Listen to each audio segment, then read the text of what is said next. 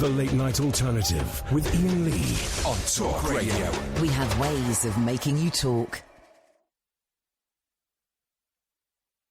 Microphones. I couldn't find the song in time. So we couldn't play a song. It's as simple as that. That's just the way it goes sometimes. Yeah. I tell you why I couldn't find the song. I was just going to play Littlest Hobo. I couldn't find it. I don't know where that is. Well, maybe we'll play it another time. But for some reason, I was just checking that my hard drive that I'd connected to my computer, which has got all my songs on, was connected. And I was connected by clicking on tracks at random. And the one that came up was it was Elvis live on stage in Memphis, and but listen to him. You're a fantastic audience. You really are. Until the next time here in Richmond, we bid you an affectionate adios. He says idios. Idios. The word is adios, right? But Elvis says idios. You're a fantastic audience. You really are. Until the next time here in Richmond, we bid you an affectionate adios. Is he calling them idiots? Is he? Idios. And that is why there's no song at the start of the show tonight, because Elvis cannot speak Spanish. Until the next time here in Richmond, we bid you an affectionate adios. You've heard you've heard the clip, haven't you? We'll start the show in a minute. Late Night Alternative, Iain Lee. Catherine Boyle. That'll do me. Caddick's lined up. 0344 499 1000 if you want to join in and play. You've heard the clip of Elvis, where he's talking about there's some people out there. I'm Elvis Presley. There's some people out there saying that I'm strung out on drugs. I'll find them. We'll hunt those people down. Have you heard that? No, I haven't. Let's go. This is live in concert in 1974. Let's hear Elvis Presley. Hang on a minute. There are people out there saying I'm strung out on drugs. Strung out on drugs. No, thank you. Not for our show. Oh, jeez. Thank you very much. No. People that call me an effing C, not tonight. No. Here we go. Right. I don't pay attention to rumors.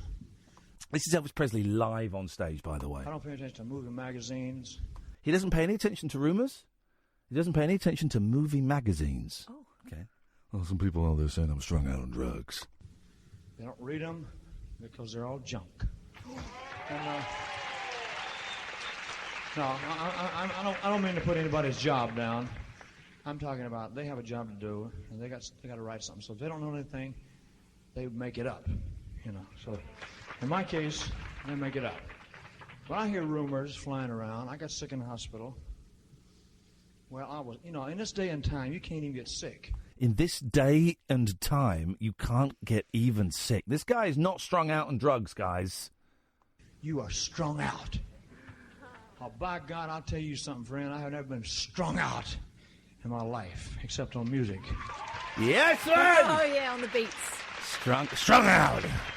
When I got sick here in the hotel, I got sick here that one night. I had 102 temperature. They wouldn't let me perform. From 3 different sources, I heard I was strung out on heroin. I swear to God, hotel employees, Jack, bellboys, freaks that carry your luggage up to the room. Ooh. The freaks that carry your luggage up to the room? No need for that, mate. Of course, here's the irony. We all know he was strung out. Maybe not on heroin. On a lot of drugs. More drugs than just H. He was strung out on loads of them. People working around, talking. Maids. And I was sick. I had a doctor, had the flu, and I got over one day. But all across this town, I was strung out. I told him earlier, and don't you get offended, ladies and gentlemen, I'm talking to somebody else. If I find or hear the individual that has said that about me, I'm going to break your goddamn neck, you son of a bitch. Wow. But the thing is, right, this is in a concert. He's probably just done Can't Help Falling in Love. He's about to go into Teddy Bear or Suspicious Minds. He's got proper tense. But he's killing the vibe. Let's go back a little bit. I'm enjoying this. Somebody else. If I find or hear the individual that has said that about me, I'm I'm going to break your goddamn neck, you son of a bitch.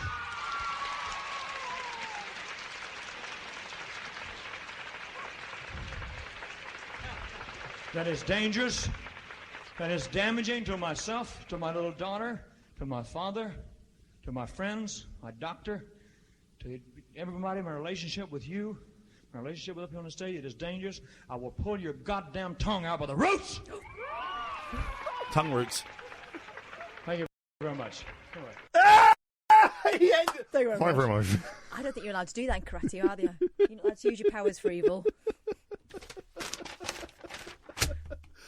Oh, by the way, Dorothy Williams, who keeps texting and tweeting and loving the show. Dorothy, it's great to have you on board. We know that you love the show. You constantly tweet it. You don't mind, I mean, you block from, I don't have Twitter anymore, but you don't mind if I block you from Talk Radio for 24 hours, do you? Excellent. Thanks very much indeed. 0344 499 1000 is the telephone number if you want to give us a call. Lots to talk about, including Lady Diana musical footage emerges, Cats from Hell. I think it's over for rock stars, by the way.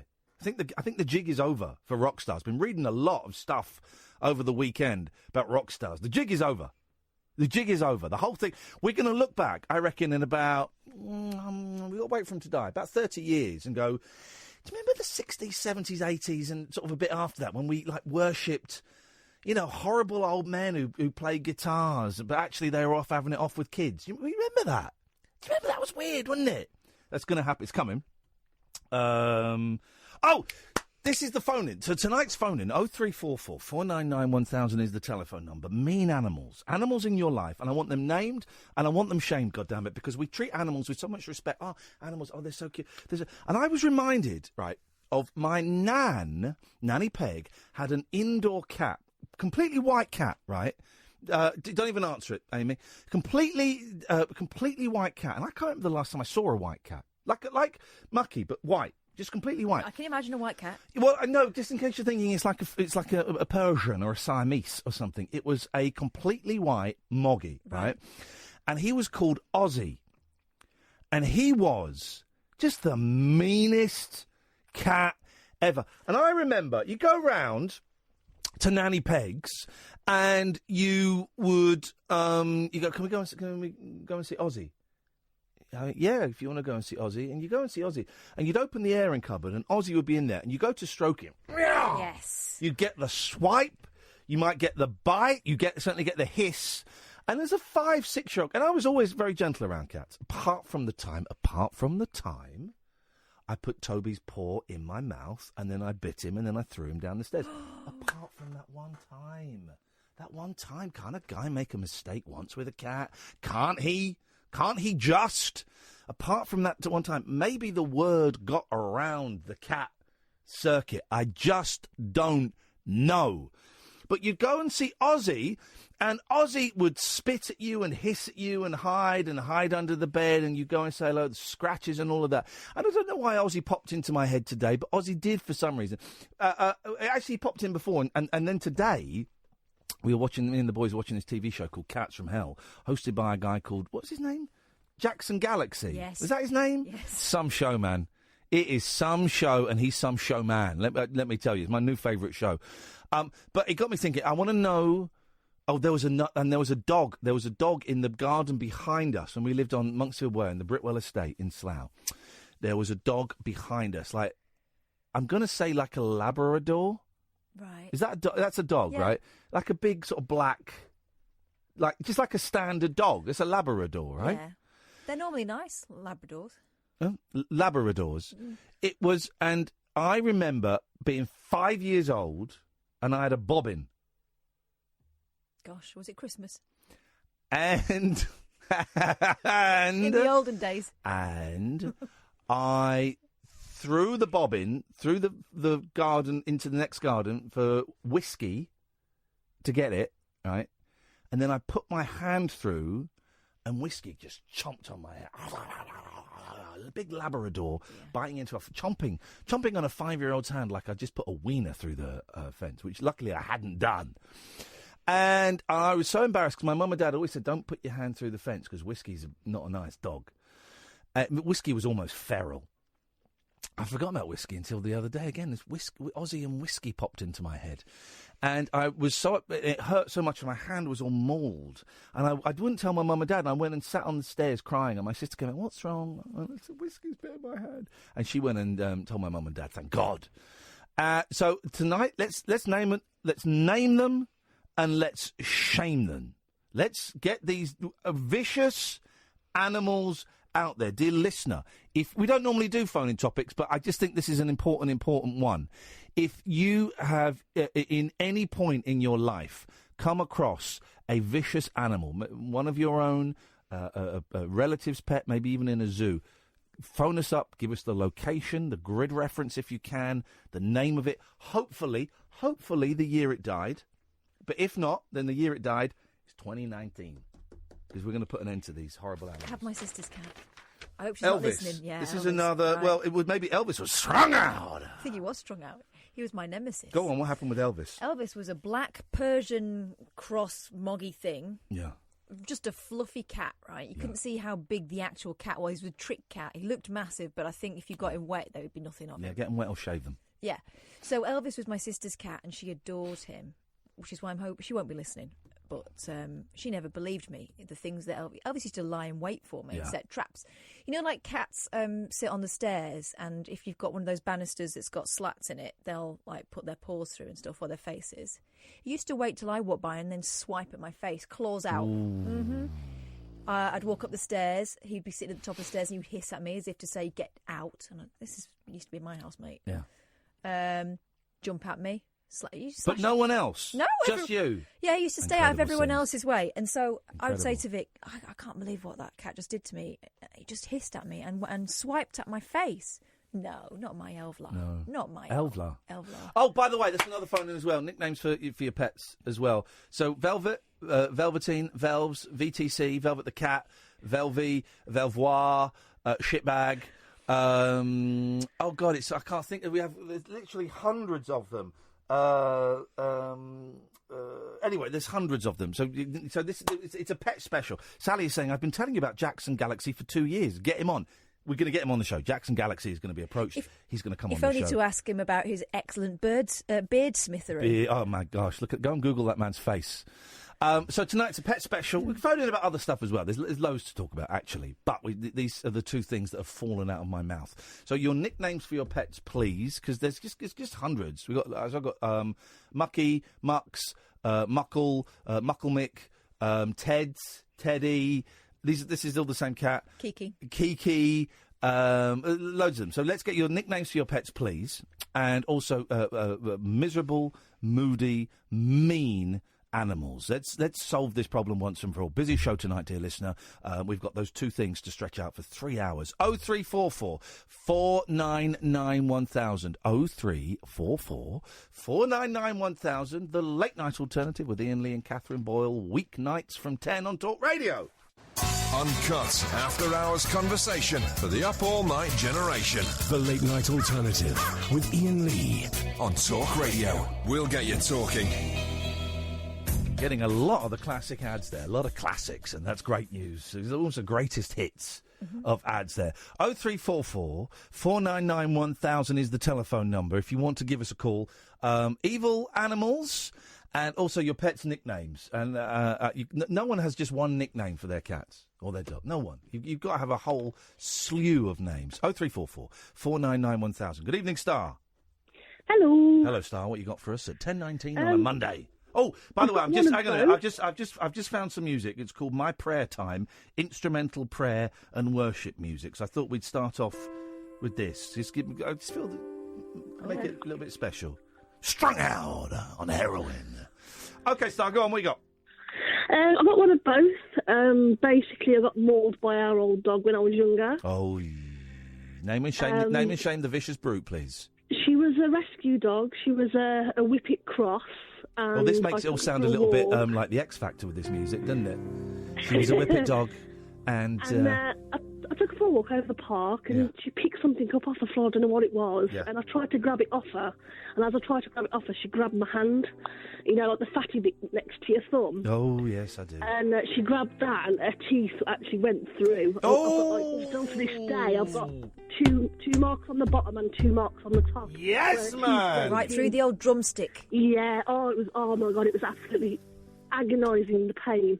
And I had to walk back home with blood pouring out my hand as well. Hang on a minute, that music is too dour for that story. We need something a little bit more upbeat. So, ladies and gentlemen, it's the theme tune to Peanuts. That's what we're going to play. You've still got. Have you got like a little dimple there? Could you rest a pea in there? No, I've just got like little white lines where the scar marks are now. Oh, white lines, of course. And that was the inspiration for that big hit. Was your soft sack of flesh on your hand? Great song, great story. Go on, but you had you got nicknames. Yes, my cat. His actual name was called Jester. Yeah. But I used to call him Jelly Belly. Here we go. Jelly Bear. Yep. Jellykins. Yep. My little Jelly Belly Bum. There we go. All little different names for But him. also, here's the thing as well. You're speaking in your normal voice. That's not the voice you use. Jelly belly buns. We all go up a bit. We do this sing-songy voice. Do the baby talk. Always got to do the. I had my boys this weekend, and not kittens now. They're 7 months old, but the cats are finally getting used to them. And my youngest was just sat. I came out of the bathroom after having was having a shit. I don't know why that's relevant to the story. And I came out, and he was sat on the landing with a pillow on his lap. And he had some cat treats, right? And he was trying to tempt the cats onto him. And I said, dude, that is brilliant, right? That's great. But you need to speak to them. They need to hear your voice. And so he was talking to them and said, no. You've got to do it like this. Come on, baby. Come on, my little darling. There's a good girl. Oh, don't say that. I'm saying that and I'm making eye contact with Catherine. Come on, my little darling. There's a good girl. Catherine, hold my hands. We're going to do this. Hold my hands. We're going to do this. I don't like it. Hold my hands. Don't do that, little. Hold my hands. Don't do that. Look me in the eye. Come here, my little darling. Oh, God. There's a good girl. You are a good girl. Oh, you're so brave. Oh, my God. You're so brave. You're such a good little girl. Oh, have you done a poo-poo? No, but all my internal organs have shriveled up. Star, thank you very much indeed. Now, Paul, 0344 499 1000. We could be close to doing what could be described as a traditional phone-in show. Paul has tweeted, right? But the way it comes up on my screen is he's listed it, but on my screen it's all just come out as one sentence. So, what did he tweet? Our dog's name is Jack.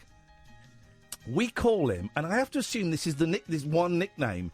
Jackie Frog, Froggle, Froggy, Doggle, Spaniel, Spans, Ruby, Rubik, Jackaroo, Frog, Stick, Dick, Dog, Dickled, Prawn, Number 8, Span, Frog, Roo, Jackarooby, Dog, Liver, and White Dog, Pup. Now, as nicknames go, Paul, that's a long one. White Dog, Pup. White Dog, Pup. I love it. Thank you, mate. We got a load of calls. 0344 499 1000. Pick a line between 1 and 6, please, Catherine. 3. We're going to go to 3. That is Sally. Good evening, Sally. Hey. Hello. It's the Jackson Galaxy fan club. Oh, I love him. I've been saying to get him on for ages. Well, we're going to get him on because I got up early with the boys and they were not playing Fortnite this morning at 8 o'clock. So I said, let's see what's on the telly. I said, I'm not going to let them play video games. We will watch crap on high up satellite channels. And on, I don't even know what channel it was, but it may have been Discovery or something. There's this thing, Cats from Hell, right? Yeah. And it's like he's the cat whisperer, and he goes round to places where cats are not really fitting in. There was one, right? Is it always the owner that's the idiot, though? Yes, it's the owner. But there was one where the cat could open the sliding doors, right? And they would run around the town. Brilliant. And so the boyfriend of the owner would go and chase the cat. But here's the thing, right? Jackson Galaxy was getting annoyed with everybody, right? Because the guy came back with the cat. He said, I caught him. He was halfway up a fence, but I grabbed his tail and pulled him back. And Jackson, here's a fact for you. Cats' tails have between 16 and 24 vertebrae in. And Jackson Galaxy was furious. But Catherine had the pleasure of meeting my young boys again for dinner tonight. Yes. And they described Jackson Galaxy. They did. And then you Googled a picture of him. How close was their description? Well, I couldn't imagine it from their description, but it was spot on. They said he's got a beard, but it's in lots of stripes. So it's like a normal beard, but it's in parts. And I sort of thought, well, that okay. I can't really imagine that. Maybe he's got one of those trendy beards that's like part sideboards, part goatee. Yeah. But then I saw him, and sure enough, it's as if some tiny leprechaun has ridden a little lawnmower from the side of his moustache. I think it's the same dudes that helped that shoemaker in the Elves and the Shoemaker Definitely. story. It was very elaborate, isn't it? Yeah. I've never seen a beard like it. So tell us more, Sally, about Cats from Hell. How long you been a fan? Tell us a little bit about it and why we should get Jackson Galaxy on the show. Well, I started watching it when we first got Fitzgerald, my cat. Oh, obviously I thought that was. after Do you know, for a second, I thought that was. JFK. I thought that was a channel. I was thinking, I've not seen that one. D-Max, yes, I've It's seen posher that. than Dave. Fitzgerald. Okay, yes. So just to sort of prepare and get ready and any advice and things like that. And ever since then, I've always gone straight to him and watched his videos on YouTube for advice. And we're having a bit of a problem at the moment with two of our cats. Yes. So went straight to Jackson Galaxy videos. What's the problem? What was the solution? Did it work? Well, we've got 3 cats. We've got Fitzgerald. Yeah.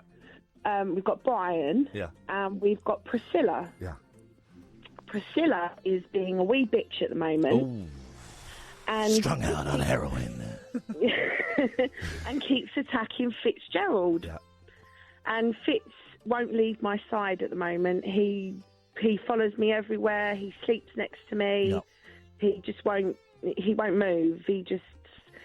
And she keeps attacking him and hissing and things like that. What So was Jackson Galaxy's the solution? We have got to separate them and do the introduction all over again. You know, to feed them on one side of on both sides of the door. And Hang on a minute. You're supposed to introduce them properly because You just threw the door open and went, right, go on then. I kept the kittens in one room for like 6 weeks or something, and then I just opened the door and invited Velvet in, and because this is what we need to get Jackson Galaxy on for, is because I've got a really old cat that lives in my bedroom and poos in my bedroom and eats in my bedroom, and won't go downstairs because of the girls. Yeah, you need to watch a bit of Jackson Galaxy. I do. He's the man. Yeah, he's great, and he just gives advice like that, and you know he's got a thing Catify to catify your home and make it as pleasant as possible. And I love it.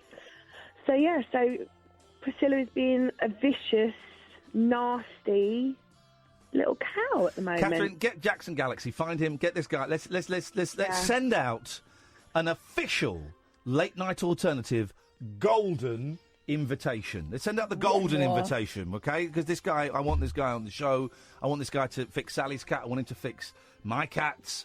And I want this guy. I want Jackson Galaxy to receive the highest order you can, an official TLNA golden invitation to appear on the show. He has his own website. Okay, well, there is hope. Okay, well, I mean, Catherine, it's 2019. Most people, my boys, have got their own website. They haven't. Contact us. I got it. Here we go. Do you want some nicknames? Yeah, go on. Okay, Bubs for Fitzgerald. Yep. Fitzalina Bumsquirt. There we go. Mouse Boy for Brian. Wee Bitch. Oh. Dilla. Silly. What's the other one? Bubsalina Fitzsquirt. Bubs calls. Yeah. Okay, I'm going to cut you off now. Bye. There we go. 03444991000. Alan, Simon, Angela and Jack, stay there, dear listener. We are looking for animals that have got a grudge against you or vice versa, and your list of nicknames for your pets, please. 03444... by the way, we've got people sending in like one nickname or like 2 nicknames or 3 nicknames. No. If your cat's only got 1 or 2 or 3 nicknames, that ain't your pet. You've got to have like 100 that you just reel off. Some may only be used once, but I want the full roll call of nicknames, please. 03444991000. This is the Late Night Alternative on Talk Radio. The Late Night Alternative with Iain Lee on Talk Radio. 03444991000. But I don't think we've got any guests lined up for this week. No, I don't think so. Okay, but we have got some great guests. Excuse me. We have got some great guests. I was supposed to go and interview Nick Jones a couple of weeks ago, and I'd lost my voice, so I didn't. I'm going this weekend. So this weekend I'm going to, it's like 4 hours away from me. So we'll have Nick Jones on the show next week. I'm really looking forward to that. It's a bit niche. It's a bit niche. I mean, come on. You've seen the roll call. We've just sent out an official golden invitation to a guy called Jackson Galaxy. It doesn't get much nicher than that. So we've got that. And also in June, the band Love, use that term kind of loosely, but not actually. Arthur Lee and Love. Arthur Lee passed away, I don't know, maybe 10 years ago, was it? But there is one original member of Love left, Johnny Eccles. And Johnny Eccles is touring for the last time in the UK with Baby Lemonade, who were Arthur Lee's backup band for the longest backup band he ever had. And I would quite happily look the main guy in the face and say, Rusty Squeezebox, that's his name. Wow. You are Love. So anyway, so Baby Lemonade, Love and Johnny Eccles are going to be touring the UK in June. And dear listener, they're coming into this studio to play some acoustic songs. Oh, yes. The original guitarist on Forever Changes is coming in to play some songs from Forever Changes. Oh, I will have some of that. Thank you very much indeed.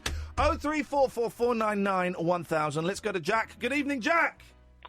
Good evening. Good evening, Jack. What have you got for us tonight? What can you bring to the potpourri of populist nonsense we're spouting out this evening? Well, number one, I am now starting up my own podcast. You are spanking your incredible coldicast. That's what I heard. Sorry, try again. You're spanking your incredible coldicast? It sounds like he is spanking his incredible coldicast. That came out wrong. Okay. What I meant. You may not have said that. It may not be your fault, Jack. Quite often, here's the thing. More often than not, it's my fault.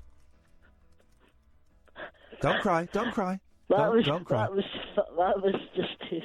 Don't cry. Don't raise an eye. It's only teenage wasteland. Okay, I'm starting up my own podcast. Here we go. Okay. Then what's it called? Hang on a second. Here we go. Hang on a second. Out here in the fields. Here we go. 3, 4, 5. I found for my meals. Yeah, baby. I get my back into my living. By the way, it's all over for Rock. I'm going to tell you, Rock is dead. Trust me. Here we go. Hang on. Here we go. I don't need to fight. You know why, Jack? Like, to prove I'm right. Well, you're all right. I don't need to be forgiven. Oh, yeah. Oh, hang on a minute. I want to get to the bit where he says Teenage Wastelands. Hang on, stay there. Okay. Hang on, stay there. It'll be worth it. Trust me. Don't cry. Shut up, Townsend, you whiner. Teenage wasteland. Hang on. South Crossland. Put out the fire. Okay. Yes, go on, Jack. Well, tell us about your podcast, mate. Everyone's doing them. They're very popular. I think there's too many, if I'm completely honest. Okay. I'm contributing to the podcast pile of pap, but that's just the way it goes. It's the industry we work in. It's what we've got to do. We're part of the machine. If I had my way, with nothing. There'd be no more podcasts, no more shows, no more things made. There's too much choice. There's just too much stuff out there. Too many. I've got FOMO, I believe they call it, fear of missing out. I've got FOMO and I've got YOLO. Ah! Go on. Okay, so I got my microphone right. I've got 2 turntables and a microphone. That's where it's at. There's a reference for the kids. You get that reference, Catherine? No. No! I wasn't really listening. What did you say? You've I got said- 2 turntables and a microphone. You weren't listening? No. I'm an award-winning I broadcaster. know, but I'm writing to Jackson Galaxy and he's a cat whisperer. I've got 2 turntables and a microphone. That's where it's at. Wow! Okay, carry on. Okay, so I got my microphone right. I've got 2 turntables and a microphone. Okay.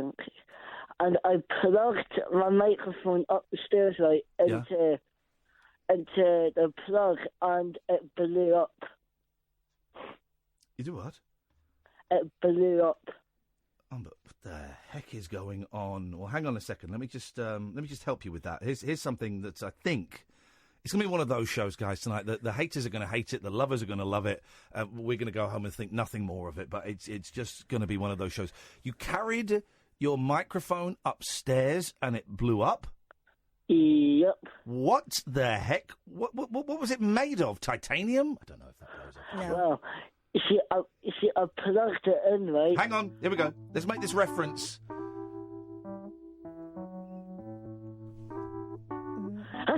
Bless you. Bless you. See, this music has the same effect on me. Music. As long as music's having an impact, then I'm happy. I'm happy. It's made him do an admission. Here we go. Nothing? No bells yet? Don't look at it. No bells yet. It's not ringing any bells. Yeah. I've done a very clever, fairly up-to-date reference for Not me. that up to date. Is this from our youth? Well, from your youth. Because it was Here very, we go. very drunken. Here we go. There's a destination a little up the road from the habitations of the towns we know. A place we saw the lights turn low, the jigsaw jazz and the get fresh. Here we go. Pulling out jobs and jamboree handouts. It's a song. Turntables and a microphone. Bottles and cans. You got it? Just clap your hands or just No. clap your Hang on. hands. Turntables and a microphone. Where it's at? I got 2 turntables and a microphone. I got 2 turntables and a microphone. Where it's at? If I say I recognise it, will you stop? Yeah. That. Okay. What is it? Hey, you don't know that? How can you not know that song? I got 2 turntables and a microphone. Oh. How could you not? Yes, sorry. Oh, Jack, I forgot you were there. I'm so sorry. Yes, Jack. I just went to check on my YouTube channel. Your wheelchair channel? You've got a wheel. YouTube, what is the matter with you? It's not me. No, it's Jack mumbling. my I think he might have burnt his mouth when the microphone blew off in it. I went to check on my YouTube channel. Oh, yeah. And I've got 52 subs. Is that good? Is that good? Oh, good. Can I tell you what my channel is? Yeah, sure. Is it BBC One? Uh-huh. I don't know why that made me laugh so much. Is it BBC Two? Hang on, I've not finished. Is it BBC Two? No, not BBC. Is it ITV1? You're hilarious. Is it Channel 4? No, it's Channel 10.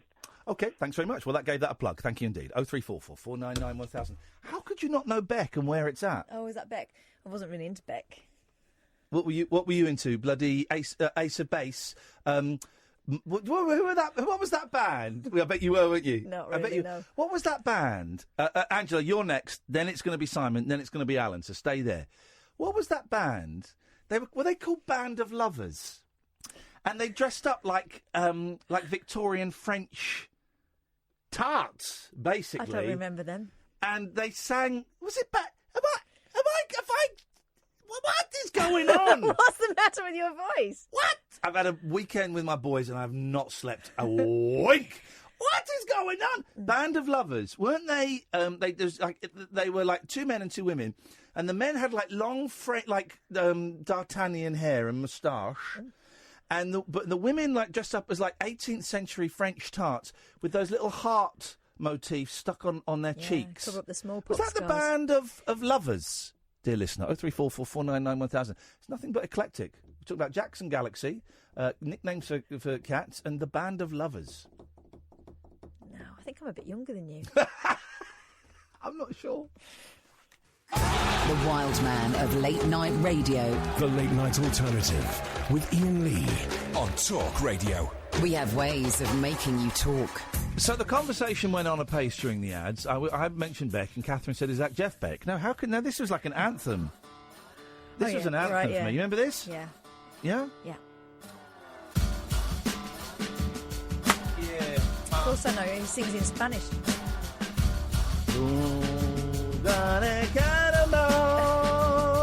I'm a loser, baby. Right, let's just get to the good bit. Well, the good bit's the bit at the end where he stopped. Idiot. Here we go. So, here we go. So, Cannonball! I'm a loser, baby. So why don't you kill me? I liked him until he went funky. This is the problem with the American artists. They either go country, good, or they go funky, bad. It was the Army of Lovers. And then we got talking... Bush. We started talking about Bush. And I once interviewed the guy from Bush. You know where they got their name from? Which country were they from?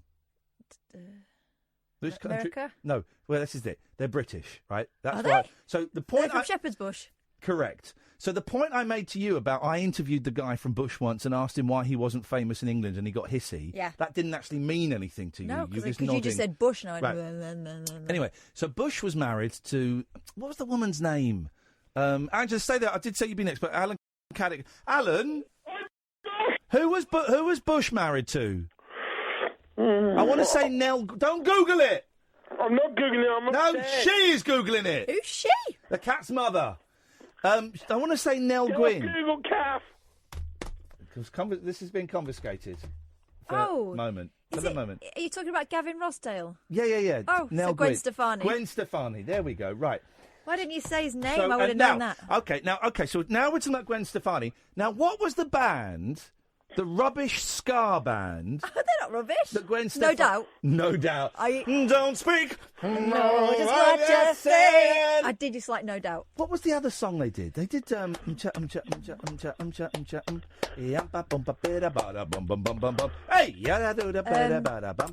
did one called Bathwater. They did.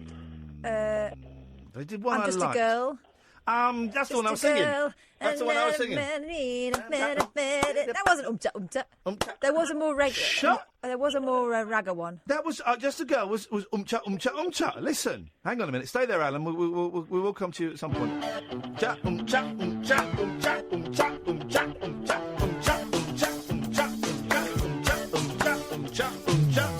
we go. Alan will come to you in a minute because I did say that Angela was going to be next. I'm nothing. I'm nothing. Good evening, Angela. Good evening, Ian and Catherine. How are you both? Have you... I believe you have a message for us. Is that right? That's just popped into my head. It's just popped into my head. Have you got a message for me or Catherine? Well, I can't say much on there, no. Oh. I knew it! Honestly, nothing on my screen, right? We don't. It's not how this show works. Amy takes the calls and calls you back, and we ask for nothing to be typed on the screen. Just Angela, I just knew she had a message for one of us. Who is it for? Is it for Kath? Me both. So is it both? I could do a video tomorrow if you like. Is it for Kath? A little bit of both. Just say it's good news. Freaky, man! I knew it. There's something in the pipeline for you two. Oh, flippin'! This is something very, very powerful is happening tonight in the radio waves. Amy, you are witnessing something very special tonight. Woman rings phone in and host thinks she might want to tell us something. Hang on. But it's a phone in. It's this show where most people don't have anything to say. She's got a message for us.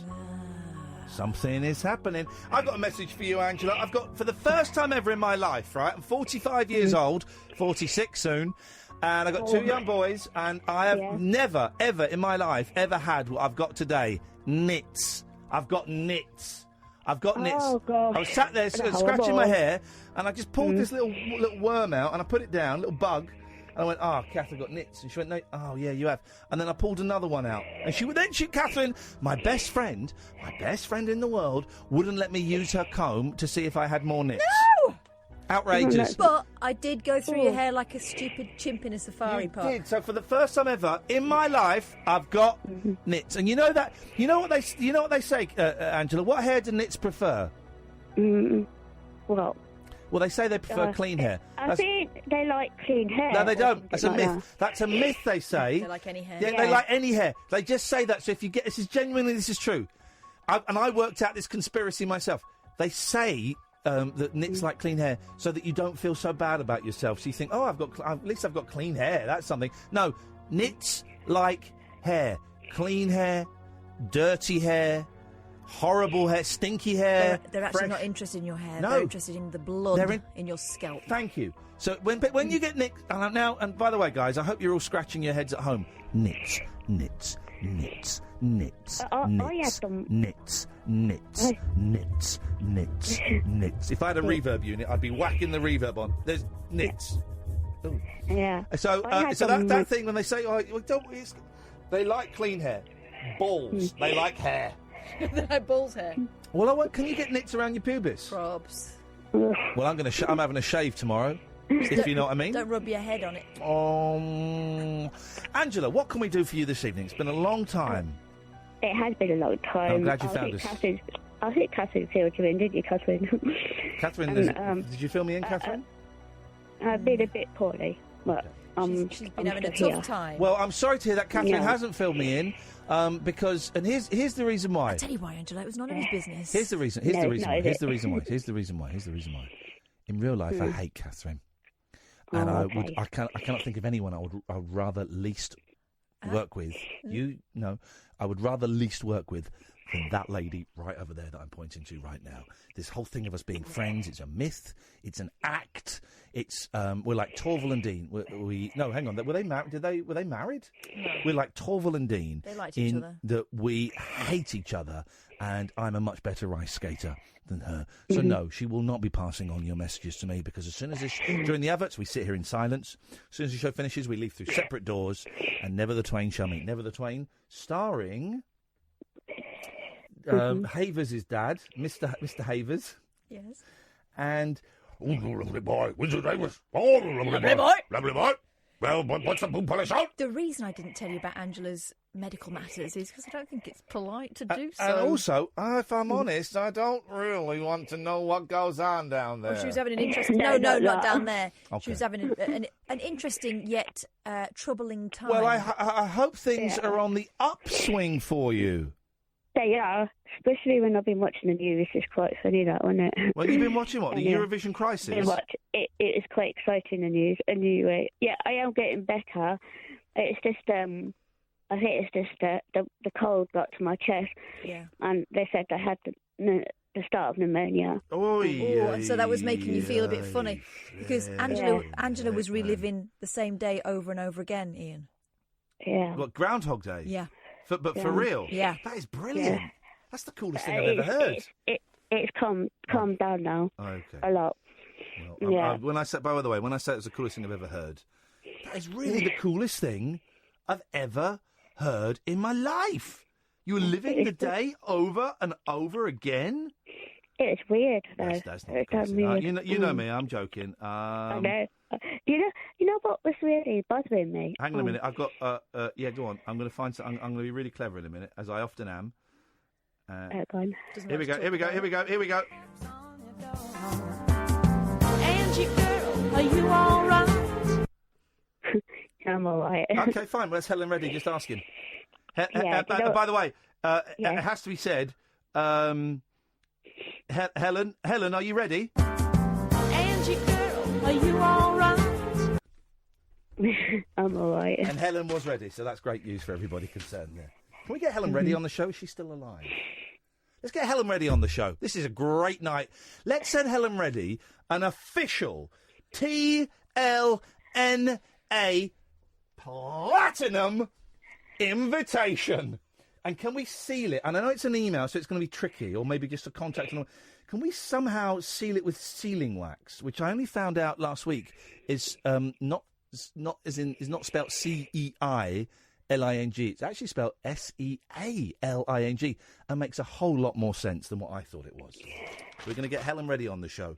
The thing is, Helen, the question on everyone's lips, Helen, is: are you ready? Angie girl, are you all right?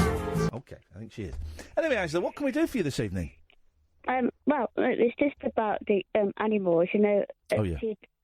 We had this cockatiel with my friends. And, a crocodile? Crocodile? Yeah, she was evil, man. A crocodile? Crocodile. Like a French crocodile? Yeah, something like that. A crocodile? She was evil. She used to bite my partner's hand. Aye. And it wasn't her fault, because where she came from. It was. And they do it. They know it. And when I had shingles, and my mum took her on for me till I got better, and then she passed away because she was 20 years old. Man. Your mother was... Hang on, I got confused. Your mum was 20 years old? No, my bird was 20 years old, and so my mum had shingles, and the bird passed away. That's what your mum says? Yeah, that's what because those birds can live up to like 80. Oh, no, she was definitely on the way out. Was she? Well, can I ask you... do you mind if I ask you a question after that? Go on. Angie girl, are you all right? I'm all right. Well, that's good. I'm glad to hear it, Angela. Thank you very much indeed, and it's good to hear from you. And I hope things. Well done, for taking our joshing, and I hope things are on the upswing for you. Simon and Alan, you're going to have to stay there till after the news because it's been one hell. Strung out on heroin. I'll rip out your tongue by the roots. What have we learnt in the first hour? Elvis was a knob. If you've got 3 or less nicknames for your animal, you don't love them. And that some animals can be right little buggers. Buggers. And Ian's got nits. I've got nits. There we go. We've learnt a lot tonight. We've learnt a lot. And most of the listeners are now scratching. Not bad start to the show. Another 2 hours of this rubbish. Pick up the phone. We're going to have Simon and Alan cut straight after the news at 11 o'clock. Then it could be you, dear listener. 0344 499 1000. The Late Night Alternative with Iain Lee and Catherine Boyle. Weeknights from 10 on Talk Radio. The Late Night Alternative with Iain Lee on Talk Radio. We have ways of making you talk.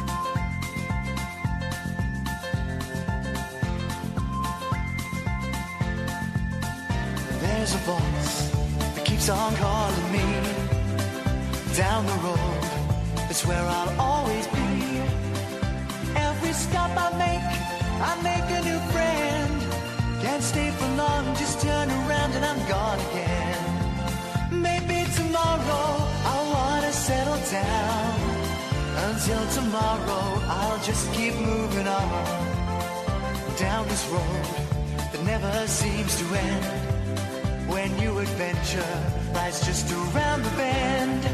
So if you wanna join me for a while, just grab your hat, come travel light, that's old style.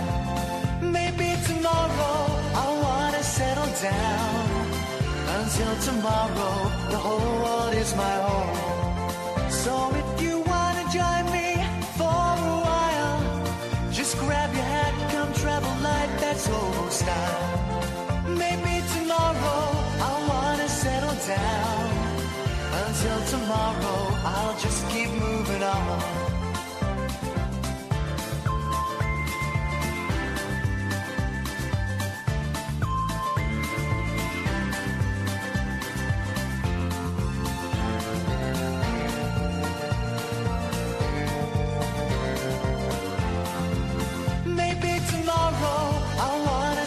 Down. Until tomorrow I'll just keep moving on. There's a world that's waiting to unfold, a brand new tale no one has ever told. We've journeyed far but I know it won't be long. We're almost there and we've paid our fare with a hobo song. Maybe tomorrow I'll wanna settle down. Until tomorrow, I'll just keep moving on. So if you wanna join me for a while, just grab your hat, come travel light, that's old style. Maybe tomorrow, I'll find what I call home. Until tomorrow, you know I'm free to roll. There we go. Does anyone remember, I've been meaning to say this for ages, right? Does anyone remember... Am I the only person that remembers this? This could be Mandela effect.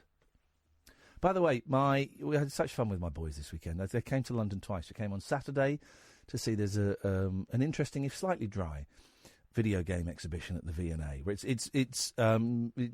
actually we were there for half an hour and the boys really dug it. But it's about kind of the art of video games, and there's some really interesting footage of people, an orchestra recording the music for games and stuff like that, which we loved. And then we went and saw a great play, by the way, at the Unicorn Theatre, which is an incredible theatre, which I've been to loads of times. I didn't know there was a bigger theatre upstairs, but we saw Icarus there. Oh, it was great. And hello,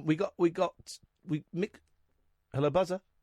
A mixture of cabs and trains. Okay, so they got to see both sides of it. And we drove past Nelson's Column. Oh. And my youngest said, well, who was Nelson's Column? Thinking it was a guy. And then he got confused with Nelson Mandela, and then Nelson Mandela became a meme for the whole thing, and they would just say Nelson Mandela and burst into laughter. I didn't want to go into the history of it. But anyway, Mandela effect. Does anyone remember? Where's that? Is that you? It's you.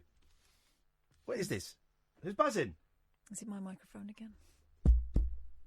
Amy? Can we turn Catherine? Can we turn Catherine's microphone off? But she's busy chatting to Alex from Granada in Spain, who's going to be drunk. Anyway, so does anyone remember when Rick Mail pulled a gun on a couple in London? No. Could you do me a favour, Amy? Could you just turn Catherine's microphone off? We were trying to hunt a buzz. It's your mic. Turn it on. Do you want to move there? Hang on, let me pull it out and put it in again. This is going to be unpleasant. And turn it off. Turn the microphone off quick before she does it. She's blowing. Catherine is blowing in the wind. Catherine, my friends, who's blowing in the wind. Let's try it on. That's still made it buzzing. worse. That's made it worse. Right, turn it off. Can we try this microphone, please? Amy, go and sit there. Go and sit there. Okay. Take your stinking computer. Do you remember when Rick Mail pulled a gun on a couple in London? No. So am I the only person? Let's ask Cads. Cads? Yeah, boss. Do you remember when Rick Mail? I'm the boss. Tell your mum I'm the boss. No, it was my dad who was asking you. Tell your dad I'm the boss. I'm the boss of him. Don't snap it because that snaps off. You're gonna have to loosen it. You're gonna. What? Are you in hospital? No, I'm getting my mum to bed. Okay. Do you remember when Rick? What are you doing? Put a chair left Not away. you! Her! Jeez! I was wondering why my headphones were so quiet when I turned them up, but then I realised I put different headphones Do you remember when Rick Mail pulled a gun on a couple in London, Alan? No. Okay. Maybe I'm the only person what remembers it. Do you need to go and put your mum to bed? No, I can manage. Okay. All right. I'm glad your focus is on us. What would you like to say tonight, Alan? I want to talk about Elvis at the start of the show. Strung out on heroin. I didn't know he went off on one so bad 3 years before he died. Well, that was 3 years before he died, you're correct. Less than 3 years because it was September. But yeah, he would famously... There's another one. Hang on, Elvis on stage rant. Let's hear it. There was another one where Elvis...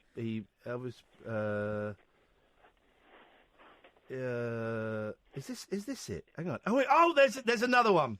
Is this Good it? evening, ladies and gentlemen. My name is Bill Cosby. Elvis closed last night. I'm a little lighter skinned than you thought I was. Oh. Bill Cosby. I don't have a natural light like I do on my TV show, you know. Me and old Harold. I mean, not Harold. What's his name? Albert. Fat Albert. Hey. Hey, look. Somebody gave me this thing. Elvis Presley, high on drugs there, dear listener. Yes, he was a big old druggie, unfortunately, poor old Elvis, but because he was getting it from a doctor, he thought it was legitimate. And he died of a cheeseburger. Do you know what? Let's just say yes and move on. Okay, thank you. Thank you very much indeed. Goodbye. What a polite caller. Let's go to Foggy. Good evening, Foggy. Hello. Do you remember when Rick Mail pulled a gun on a couple in London? I think I do. Same as you. I've got a vague. You mentioned it. You did it. I think it. Yeah. I can't. I'm not googling. I'm not deliberately not googling it. No, I haven't either. Yeah. But I think he was in a play with Stephen Fry. And it might have been called Cellmates. Was it around then when he had a little bit of a breakdown? Yeah, well, Stephen Fry went missing and he turned up in Bruges, didn't he, I think? Oh gosh, right. Yeah, no, you're right. I thought it was Rick Mail that dropped out, but no, it was Stephen Fry that kind of, a breakdown, I don't know if that's too strong a word, but dropped out of the play, didn't he? I think so, yeah. But then why would Rick Mail pull a gun on a couple in London? I think it's just his sense of humour. He's sort of zany, isn't he? And, zany. He does that sort I'm going to kill you! That's not bad. I don't remember what happened. I don't remember too much of a scandal about it, but yeah. It's just one of those things. Here's the thing. I'm sure it happened. I remember there being a bit of a brouhaha about it. You did it now on social. You did it now. That's it. You'd be cancelled. You would be cancelled. But you do it back then. I'm going to say it was in like 2004. I'm going to say. Then it's just a little bit of male bants. They just go, oh, that crazy whack stuff. Yeah. Poor old Rick Mail. Poor old Rick Mail. And then he upturned. Here we go. Celebrities that have upturned buggies, 4x4 buggies. Quad thing, wasn't it? Yeah. What, was it 4x4 buggies? Is that what they're called? There's a word for them. Quad bike. Quad bikes. Thank you. Okay, let's. Osborne. Mail. There must be more. Might be a list of two. There might be just the two. It could be just the two, Foggy. Make someone up. Anyway, Foggy, was there anything we could do for you? Not particularly. Anything I can do for you? Oh, well, I'm here. Yes, there is actually. Do you have Helen Reddy's telephone number?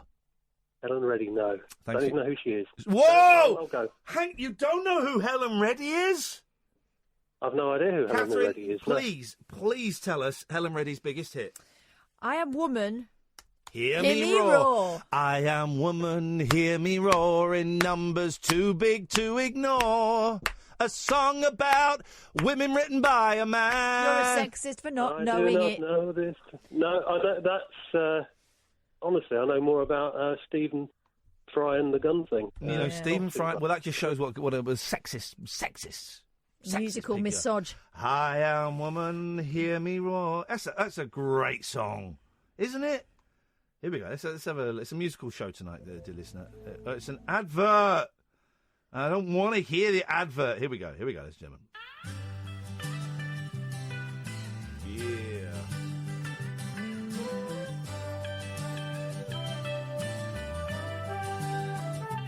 I am woman, hear me roar, in numbers too big to ignore. And I know too much to go back and pretend. 'Cause I've heard it all before, and I've been down there on the floor. No one's ever gonna keep me down again. Whoa, yes, I was, but it's wisdom born of pain. Yes, I paid the price, but look how much I gained. If I have to, I can do anything. I like Helen Reddy. I just don't think... I think she's got an amazing voice. I like that kind of slightly husky voice. I just don't think she's had a good enough song. I've said it.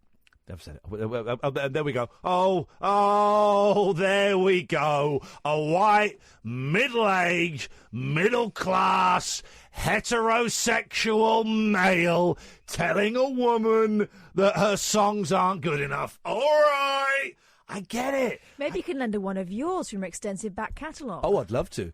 My name is Helen, and I'm ready for your love tonight. My name is Helen, I'm getting ready to make love tonight. Whoa, whoa. Sounds a lot like all your other songs. Quite often the best bits of my songs are the whoa, whoa, yeah, yeah. Don't you know that I am? I'm Helen and I'm ready. Will you be my man? Oh, stop it. She's almost the complete antithesis of I Am Woman. Is now begging a man to be part of her life. Written by a man. Yes. Green crayon. God, we've got a full switchboard full of men. Jeez, I know, white, heterosexual, middle-aged. We've got Simon and Nigel and Alex and Mark, who's my nemesis, and Dredge. Let's go to Simon, because Simon's been waiting for a long old time. Good evening, Simon. Hello. That's four hellos. I've got lots for you tonight. Or two hellos. You decide. Hello. Simon always tells us what he's got before he gives it. Come on. Just give it. Yep. Right, okay, couple of things, Anne. There we go. So we got Simon Peel and Oliver Smallbridge. What are you doing with them? I'd let them go if I were you. What the hell are you talking about? Never the Twain. Windsor Davis and... okay, well, you remember the... And were they rival antique dealers? They were. That's what we were dealing with in the old days, guys. The sitcoms funny. about rival antique dealers. Wasn't Lovejoy that? No, Lovejoy was about one antique dealing detective. No, wasn't there another bloke? There was A rival house. Oh, was there? You know, I'm in Lovejoy. Am I? No, I'm not. I'm in Spender. Wow. I'm in Spender twice. I I saw had a stripper once that looked like Lovejoy. Oh, really? I had a Lovejoy jacket. It was the jacket with Lovejoy embroidered into the you thing. win. Yep. That's right. I'm the winner there. I've got a story about Jimmy now. Go on then. I used to be a coach driver in a former life. Prove the it. company I worked for. Prove it. Where's your docs? Oh. Where's your documents? Where's your deets? Where's your Were papers? Anyway, We'll just take your word for it, shall we, Simon? Go on, tell us a story about when you were a coach driver. The company that I worked for, do all the Jimmy stars, Nail has didn't never he? been on a coach in his life. Yeah. And he was filming. Was it a Splendor. megabus? No. A megabus. Megabus. Proper house on wheels. Proper Leicester Square, proper busy. Yeah, luxury. Anyway, he done a poo in the toilet and he gave the driver £100 and said sorry. Oh, that's nice. That's an expensive poo. Because the rules are you don't poo in the loo on the coach. Anyway, that's that. Now look, this is important. I don't know if I believe that story. That's true. I never liked you. Why? Never liked you. Can I ask you, as a former coach professional, why can't you poo in the loo in a coach? Because it's a loo. It'll fill up and it will smell. I am woman, hear me roar in numbers too big to ignore. And now I know too much to go back and pretend. 'Cause I've heard it all before, and I've been down there on the floor. No one's ever gonna keep me down again. I thought this was too high, but it's perfect. Oh, my computer's... the internet's gone down. The computer has done the decent thing. Okay. Yep. Now, look, I'm not Now, really... look, all right, mate, less of the aggressive tone, buddy. Less of the aggression, all right? We're here. You wait till I see you. You wait till I see you on the 4th of March. The 4th of I'm March. gonna come and see you. Whoa, yes, this is important. I am wise, but it's wisdom born of pain. Yes, I paid the price, but look how much I've gained. If I have to, I can do anything. I am strong. I am invincible. I am woman.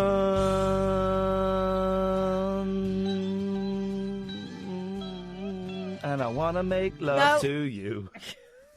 Ian? Every single time. Ian? Hello, Simon. You do keep butting in, don't you?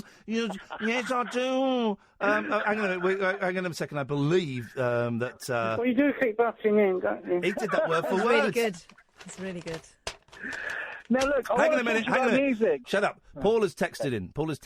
I don't know the text number. He says, I have a brilliant letter that Rick Mail sent to me. Oh, by the way, this is going to be a new phone-in we've got. So we've got pets. You've got grudges with mean animals, nicknames, and treasures you threw away. I'll tell you the treasure I threw away in a second, right? Treasure. Actual treasure. What do you mean now threw away? Shut up. No, shut up. Paul says, I have a brilliant letter that Rick Mail sent to me when I was head of sixth form at a Cambridgeshire school. It's online, was in the papers when he passed away, suitably sweary and very funny. Problem is, I don't know what to do with it. I tried to donate it to the British Comedy Museum, but they never replied to me. Any ideas? Get it on eBay, son. If you don't want it, get it on eBay. Or keep it as treasure. Now, here's the treasure I threw away. 0344 499... Where's Dredge gone? God damn it, Dredge! You were going to be the next caller. You've ruined the vibe of the show, Dredge. Phone back in. 0344 499 1000. Treasure you threw away. I once had the great pleasure as a young man, and I now know why, when I was 16 or 17, me and a couple of friends went to see Frankie Howard. Saw him twice. Bitter out. Anyway, after one of the shows, I believe at the Lyric Theatre in Hammersmith, London, we went to the stage door. 3 16, 17-year-old young men. I know. I bet you like that. This is it. Looking back now, yes, he thought it was Deliveroo. Okay, all right. Let's just be careful. Come on, guys, let's be careful.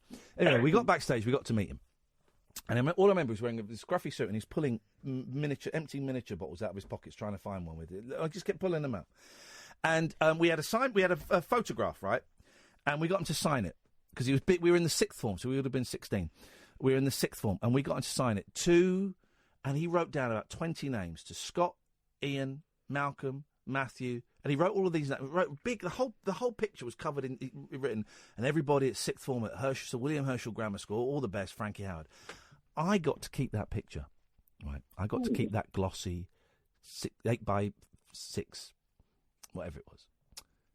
And then it got a bit tatty because I put it up on my wall and I pinned it up on the wall and I pinned it and I took it down and pinned it up and one day I looked at it and went.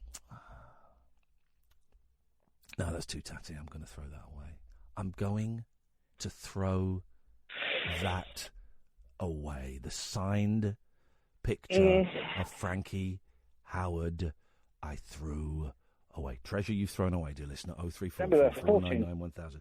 Well, I don't know if it would be worth a fortune, but it would be a really, really lovely thing to have that I would keep and I would treasure. And instead, dear listener, it went its own way. 03444991000. Go on, Simon. Please get to the point.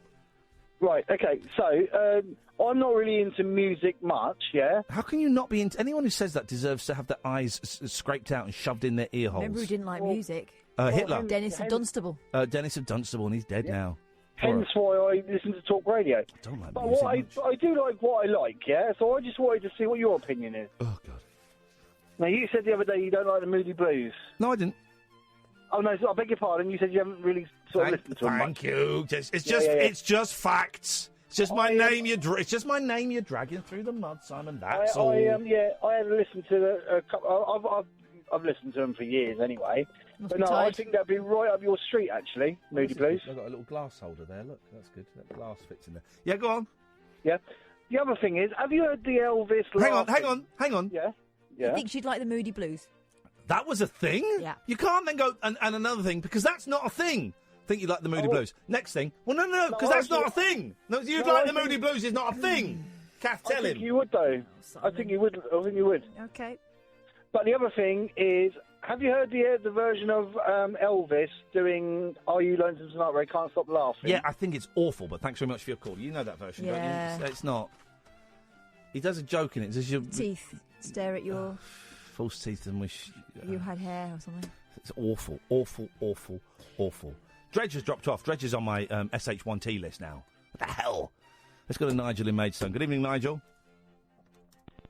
Okay, he's dropped off. Oh, Nigel. Let's try Alex. Me. Let's come back to you in a minute. Let's go to Mark instead. He's my nemesis. This guy's scum. How dare he? I don't remember why he's my nemesis. Something to do with massaging his boyfriend with Frylight. Oh, scumbag. This guy's a scumbag. How did it go, Mark? That didn't happen. Oh. What? I can't remember what I called it. I can actually. Try and speak into your phone, if you could, Mark. I know it's difficult, love, but if you could just focus, speak into your phone, that'd be great. Thanks so much. Is that better, sweetheart? Well, in as much as we can understand what you're saying, yes, but in as much as we can understand what you're saying, no. Carry on. I thought I'd call up because obviously... This is very passive-aggressive flirting between the two of us, by the way. I'm just listening to your glorious Nottinghamshire accent. It's not. This is not how people from Nottingham sound. No. People from Nottingham say, "I've got no money now, but I will have end at week." Hey, put your coat on. It's code art. Have I finally made a podcast? Yes, you did. You made today's. Did you post that earlier on while I was on the hold? No, I did it ages ago, but it might have just popped up. I only got the notification about 11:15 that you posted it. Okay, yeah, Mark, it's all about you. Yeah, we posted it because we saw you were we saw you were on hold, and we thought, oh, quick, let's make a podcast, let's put it up, it's whatever. Yeah, well, because it said Iain Lee's amendment, I can't even say the word amendment. Okay, I'm so close to cutting you off. That's not very. There we go. Let's try Alex again. Good evening, Alex. Nope, we'll go back to him in a second. Let's go to Nigel. Is back now. What is going on? Good evening, Nigel. Hi, guys. Hi, guy. No, the signal was bad, so she had to call me back. Okay, yeah. Did she now? Right. I'm in mobile tonight, you see, and it's a bad area in Maidstone. Maidstone is a terrible area. Who'd want to live there? But, yeah. So anyway, how you doing? All right. How you doing? What were you about to call us? All right. Muckers. With an F. Is that what he was asking? How you doing? Actually, if that was Nigel. That was Nigel's catchphrase. How you doing, Muckers? Oh, no, don't titter. Iain. Hello, Nigel. Oh, no, don't titter. He used to say, no, he didn't. No, he didn't. He said, titter ye not. Oh, titter ye not. Don't titter. Oh, don't. Then he'd say, get your titters out. Oh, ladies and gentlemen. Oh, it's bitter out. I want to sing. I've got something new tonight. Okay. I'm going to sing along to the internet, a song on the internet. The Miley Stylee, you know the Miley Stylee one we done. So hang on a minute. Let's just. The song we made together. He's going to do a cyber sing along, folks. But I'm going to sing live to the actual record, so it won't be just a record. It'll be live. That'll be something. So I haven't done that song before on I don't believe. Okay. Not the record. Not that one anyway. Okay. So for those who are curious, Nigel is going to sing along to the internet. Let's. Away you go, Nigel. Take it away. Here we go. Not that one. No, not that one. Hang on. Here we go. You're going to let me do it, isn't it? Ian?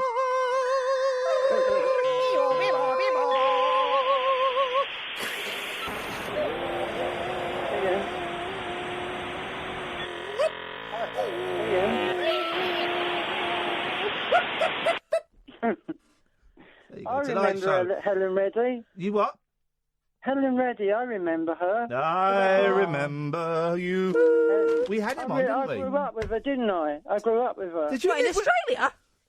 Because she's American, isn't she? No, she's Australian. Is she Australian? I don't want. She's American. I don't want to back you. I don't want to double down on that. Oh, Catherine. Dolly Parton was on in London on Friday. You're related to Dolly Parton, aren't you?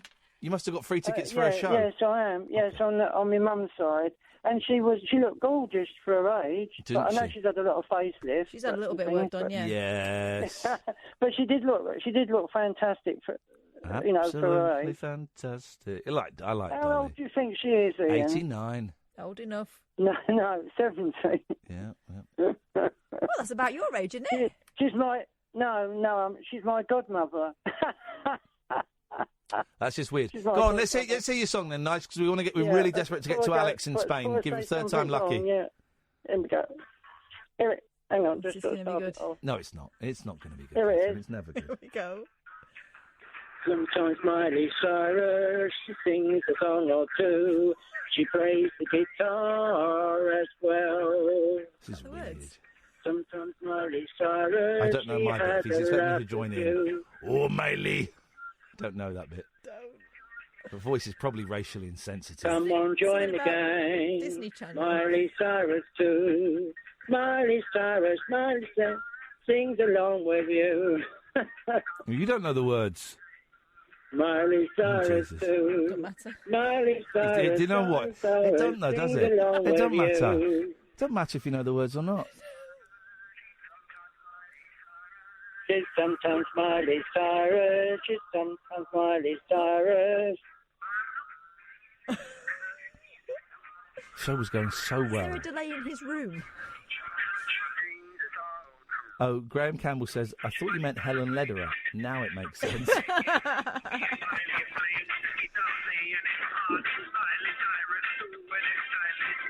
Okay. It's not one of my finest moments. It's up there, though.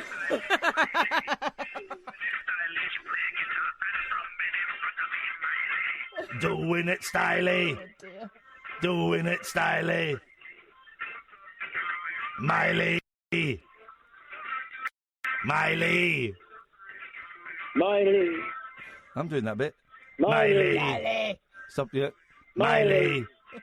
Miley, will you come in, you dirty cow? She sings a song or two. She plays the guitar as well.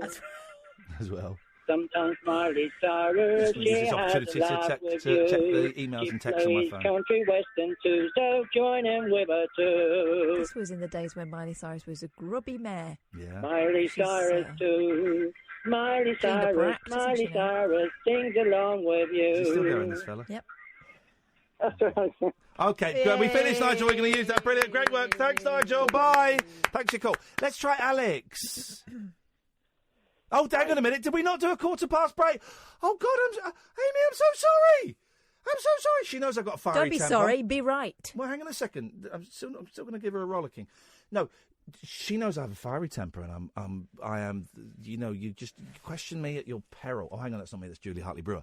But I thought I'd done the break. She is nervously typed on the screen. Excuse me, sir. Please, sir. But may we have one more break? And I was like, oh, shit. So that's, you're fired, Amy, and you're fired, Catherine. Let's do these adverts now, please. Thank you. The Late Night Alternative with Iain Lee. Unfiltered night talk with the original king of unconventional conversation on Talk Radio. We have ways of making you talk. 344991000. Okay, we're going to try Alex again. This is fourth time lucky. Good evening, Alex. Hello. Hello there, Alex. Welcome to the Late Night Alternative. My name is Iain Lee. I'm joined by my co-host, Catherine Boyle. Word. Well, how can we help you this evening, Alex?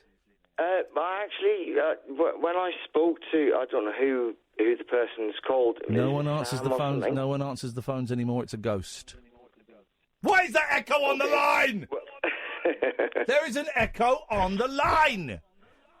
I just wanted to say, when you were off a few days ago, you were off and Catherine was on by herself. Terrible show. And some assholes, some a-holes, they phoned up and, were kind of dickish. Yeah. And I tried to phone up at the time, actually. Yeah. So Trouble working I the wanted phone to now. say about Richard. Pardon? Can I just say those people that you called assholes, they were my kids. So I would like you to take that back, if you wouldn't mind, please. Well, yeah, of course. I didn't mean to offend you. You just called my kids assholes. Well, they were. Well, no, you stay out of this. But they were disrespectful, weren't they? Respect has to be earned, Alex. Catherine was working by herself. She didn't have you. Oh, you listen to you worked patronising very the well. little woman. Women can work by them. I could do the show by myself. She can do the show by herself. Yeah, of course. And I'm not apologise saying she could do it apologise to better than Catherine you. then, please. Well, I don't need to because I'm phoning up to you just patronised her. I'm phoning. No, I'm phoning up to tell Catherine. I thought she did very, very well. Patronising. It's a bit patronising. You've called my kids assholes, and you've patronised Catherine. You've implied that Catherine isn't as good as a man. Oh, come on, dude. Come on, You know what I'm trying to do. I know. You're trying to big up the little lady. Well, it's quite a hard job when she's your kind of right-hand man, so to speak. That's offensive on so many levels. Especially your right hand. Pardon? No, I didn't mean it like that. I know you didn't. Thank you very much. I appreciate the kind thoughts. No, and I've waited all this time just to say that. That was all. And Iain, I heard yesterday or the day before you've decided to start taking some medication. I've got to. Listen, I have to go. I have to install Instagram again because I posted something on Instagram that has started to take off, and it was to me it was clearly a joke, right? And I met up with a good. No, it was something you were saying. Sorry? It was something you were saying on the radio when I was still listening talking. to the radio. Yes, go on. I forgot you were here. Go on. Oh, sorry. I just wanted to say, I heard you saying you were taking some kind of medication. Yeah, it's for constipation relief. All right, good. And the last thing, and yes, man. Go on. I'm teasing. You're being a very good sport. Go on. Sorry. Go on. I'm going to be quiet now.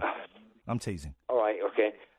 You played a song the other day that I've never heard in my life. I'm 47. Yeah. It was Maybe I'm Amazed. Maybe I'm amazed. Have you never heard that that's song the before, man, by McCartney?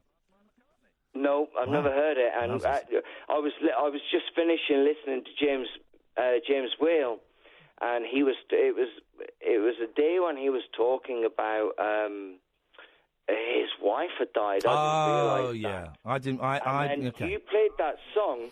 You played that song when it was the transition between your show, his show, and your show, and you played that song, and it blew me away. I heard the song. I'd never heard it before, but when you played it, I thought, Jesus. When I got married, it was my sole responsibility was to sort out the music, the wedding dance, and I didn't do it. I was too drunk. And when I heard that song that you played the other day, that Maybe I'm Amazed, it blew me away. And when it was kind of between you and James Whale, I didn't know that James Whale as well had lost his wife. Yeah. I used to watch him when I came home from the club when I was 16 and 47, so you can work it out. But when I used to come home when I was 16 or 17 and turn on the telly, the only thing on was like the Hitman and Her, the Hitman and Her radio show, and you played that song. And it just made a really big connection, and so I just wanted to say that was all. Hey, nice one, mate. I didn't know James had been talking about that, and I can see how that song would go, particularly well with sharing the story of losing a loved one. Yeah. Oh, nice one, Alex. Thank you, man. It's kind of like, you're welcome. I just had to phone up, and I've tried before to phone you. And I've been a little bit too drunk. I think had a so. drink tonight. Yes. And Catherine told me, call back after you've had a glass of water. That was the first time I called, and so... That was a month ago. Just had that water just now. Yeah, yeah, that's it, yeah. So I just wanted to say that, and that was all okay. Okay. Well, listen, man, you're a good guy, and I appreciate your time and your call. Thank you. Yeah, no worries, and keep up the good work. Okay, so we'll start the good work at some point. I've had to just I've had to reinstall Instagram. I posted that I met up with Jenny McAlpine today and her lovely family. We went to the Science Museum. Science Museum on the first day of half term. My God, it was hell. Kids are back at school today. Are they? Uh-huh. What? Yeah. They were off last week. I think you bunked off a week earlier. Did they come home today and go, Mummy, there was nobody else there? School was very quiet. They were all in. Okay, well, it's half term for everyone else is today. Anyway, so I posted on Instagram, which I'm now deleting again. Me and social media. Anyway, basically, Scott's had his account closed because of me again. No, he hasn't. So I posted on Instagram that me and Jenny took a nice picture of me and Jenny that we were hosting the ITV2 I'm a Celebrity spin-off show, and thinking everyone would go, Al. Oh well. But no, everyone's going, that is brilliant. And I've just seen it pop up on loads of so I've instead of admitting I was lying, I just posted, I've been hacked. Been hacked. I'm not hosting any show with Jenny. We just went to the Science Museum. They'll probably give it to Spencer Matthews. We went and saw the TV works right up. But saying that, I was offered an 8-hour shift on a TV channel last week. 8 hours, £300. Hey, I considered it. That's true. What was it? Negotiations are still in place, so let's see. But no, Jenny and I instead went and saw the Bubble Show at the Science Museum today. If you were at the 4 p.m. Bubble Show today at the Science Museum, Jenny and I were there. You missed the big I'm a Celebrity reunion. Yeah, I asked your eldest son, what the Bubble Show was. He went, well, it's a show with bubbles. He did, and he was right. What a dumb question, Catherine. James, stay there. You're next. 0344 499 1000. This is Talk Radio. Late night conversation worth losing sleep over. The Late Night Alternative with Iain Lee on Talk Radio. We have ways of making you talk. So I finally found the hard drive for my laptop that's got all of the old... listen to it. Look, I've just found. Here we go. This is going to be good. This is going to be great.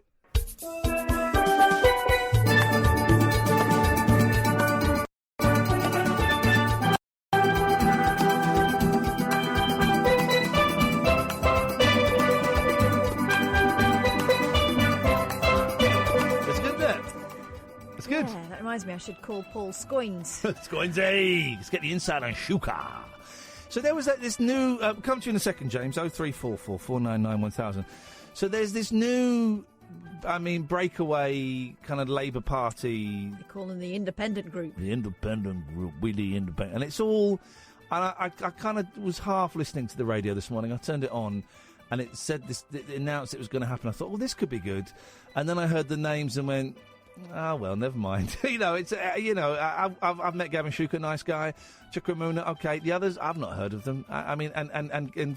With respect to Gavin and Shuker, they're not exactly, the heavyweights. Not the heavyweights. Gavin Shuker, lovely guy, really nice guy, and I think he's a politician who's doing it for all the right reasons. Right? I've met him quite a few times.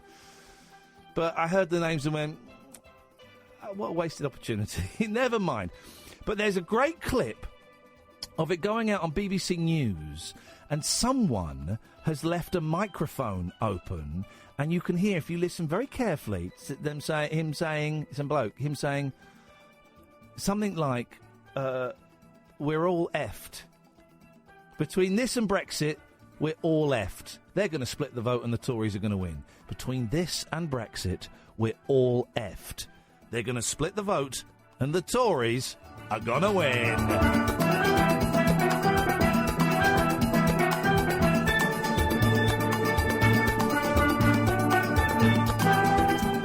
0344 499 1000 is the telephone number. Let's go to James. Good evening, James.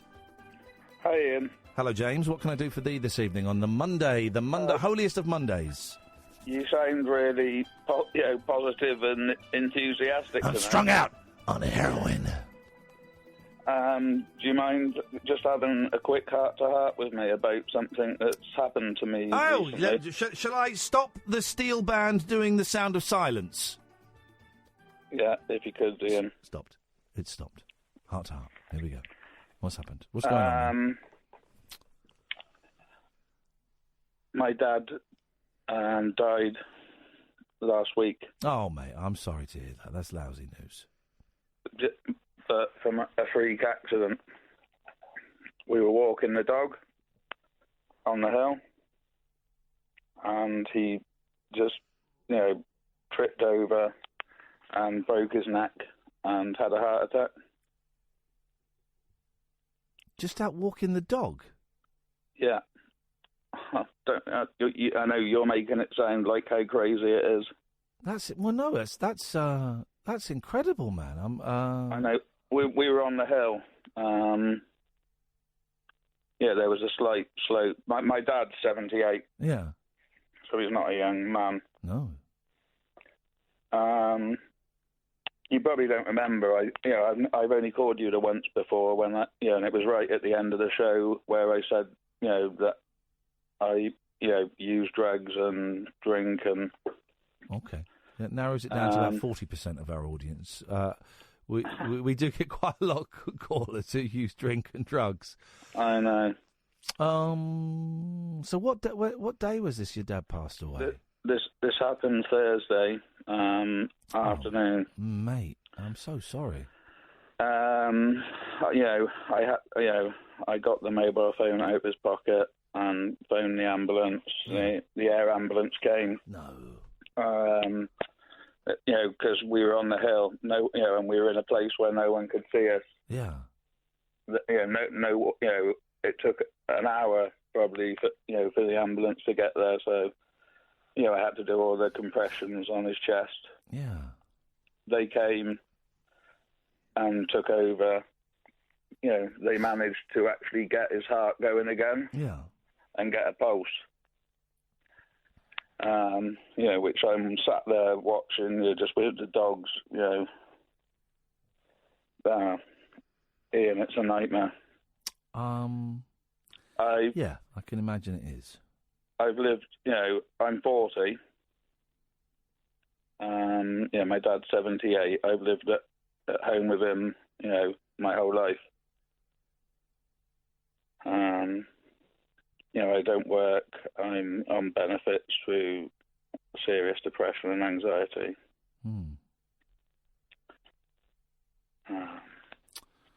So I'm sorry. I'm sorry to do this, Ian. I've got nothing to be sorry for at all, James.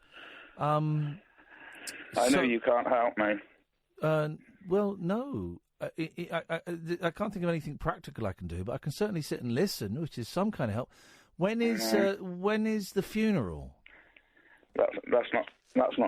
Let me carry on with the story. So the ambulance took him off. Then I had to, take the dogs back to the car, go home, get my brother. They flew it. I'm in Cheltenham. Right. I don't know if you know that. Not particularly. They flew him to Bristol. Yeah. So, for the best hospital. So we drove down there. And when the doctor came in, we were waiting, and they said the doctor will come and see you.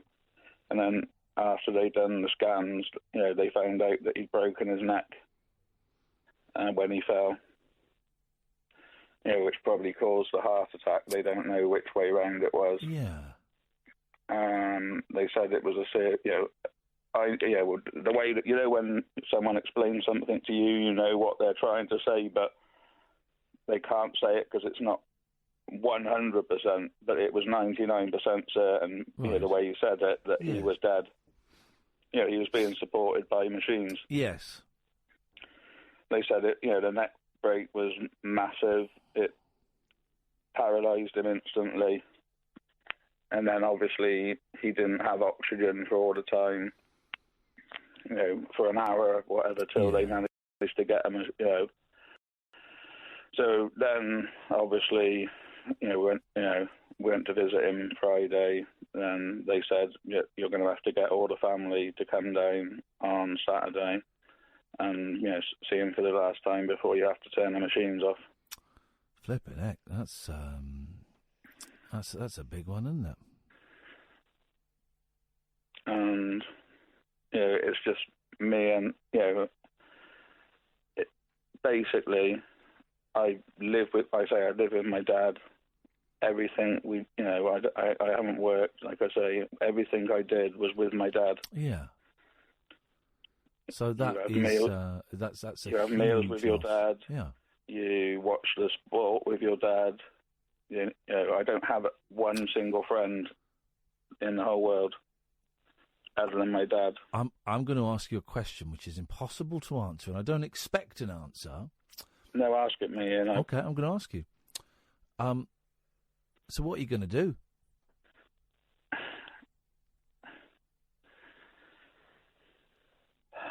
I'm quite... the one thing I'm lucky with, and I've never spoken to these people because I basically have been a recluse, but all the neighbours have been so nice. They've offered anything that I want. I can go and watch sport with my neighbour who's an army guy. They'll drive me if I need to get shopping. Have you got any other family? Yes, my brother. Support you, and does he support you? We're not close. This is what I was thinking. But we're not close. But we're not. There's no animosity. Yeah, you're not enemies. It's just not close to your brother. No, that's fine. he's been round every day since it happened. He's going to look after, all of the,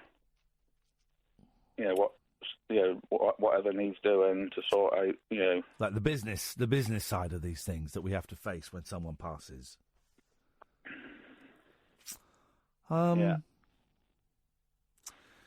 Gosh, well, I'm very, very sorry for your loss. I'm sorry that it happened in such an incredible way, really. And I don't know what I'm speechless. which is quite rare for me.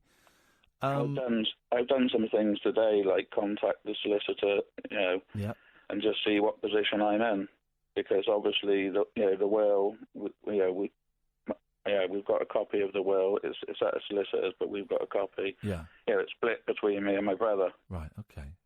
But I've got this is where I live. Do you reckon you'll be able to stay in the place you're living in now? I think so. After speaking to the solicitor, yeah.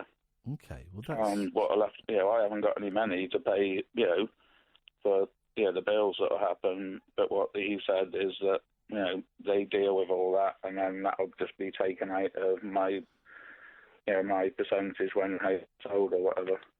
Okay, isn't it interesting? I was just thinking, we won't take that call that's just calling in now, but I was thinking, gosh, this sounds very familiar. Of course, it was reminding me a lot of Nigel, who's calling back in now. Yes. Very similar story. Your show tonight, Ian, but I've heard Nigel a lot of times. Yeah, Nigel, as we all know, lost his mum recently, and we have a good old laugh with Nigel. I think it's important that we have a laugh with Nigel, but he's been through a tough time, and it just seems there's a similar air about your situation. I just thought it's interesting that as I'm thinking of him, he pops up on the screen. Before all this happened, though, I am suicidal. Well, I wanted to be dead before this happened. Are you still using drugs? Yeah. What drug was it? Coke you were on? I can't remember. Yeah, I phoned you that one time, and maybe I can't remember. It was right at the end a few weeks ago. You were winkered. Now would be a great time to stop using Coke. I know at the most painful time in your life, but yeah, now would be a great time to stop using Coke. I've got to stop using drugs. Yeah. Because my dad was financing using drugs. Well, okay. Well, if that's the reason you got to stop, then that's the reason to focus on. But because here's the thing. The doing cocaine ain't going to make you. It ain't going to bring you back to life, and it ain't going to make you feel any better. It is only going to make you worse. I know, Ian. But I don't want to dwell on that too much because that's not the issue. That's not the thing here. Well, James, know that you can call us anytime. Yeah. Monday to Friday, 10 o'clock till 1. I haven't listened to your show tonight. Okay. Well, I just thought, I know, how you are a good person to talk to. And know that you can call... You've had your problems, so you understand a little bit about... A little bit. But know that you can call the Samaritans anytime you want if you just... if it's like 3 o'clock in the morning and you're feeling lonely... I called them. Have you called them already? Yep. I called them the night it happened. Good. Was it helpful? No, I don't know. It's not helpful in the way that they can get. They can't give you practical. They can't tell you what to do. But sometimes it's good just to offload. Yes, you can speak to them, but the point is they don't really. They obviously haven't. Well, unlikely that they've experienced. No. I haven't experienced like you say, this. Who could have really experienced that? Yeah. What are you going to do when you put the phone down to me?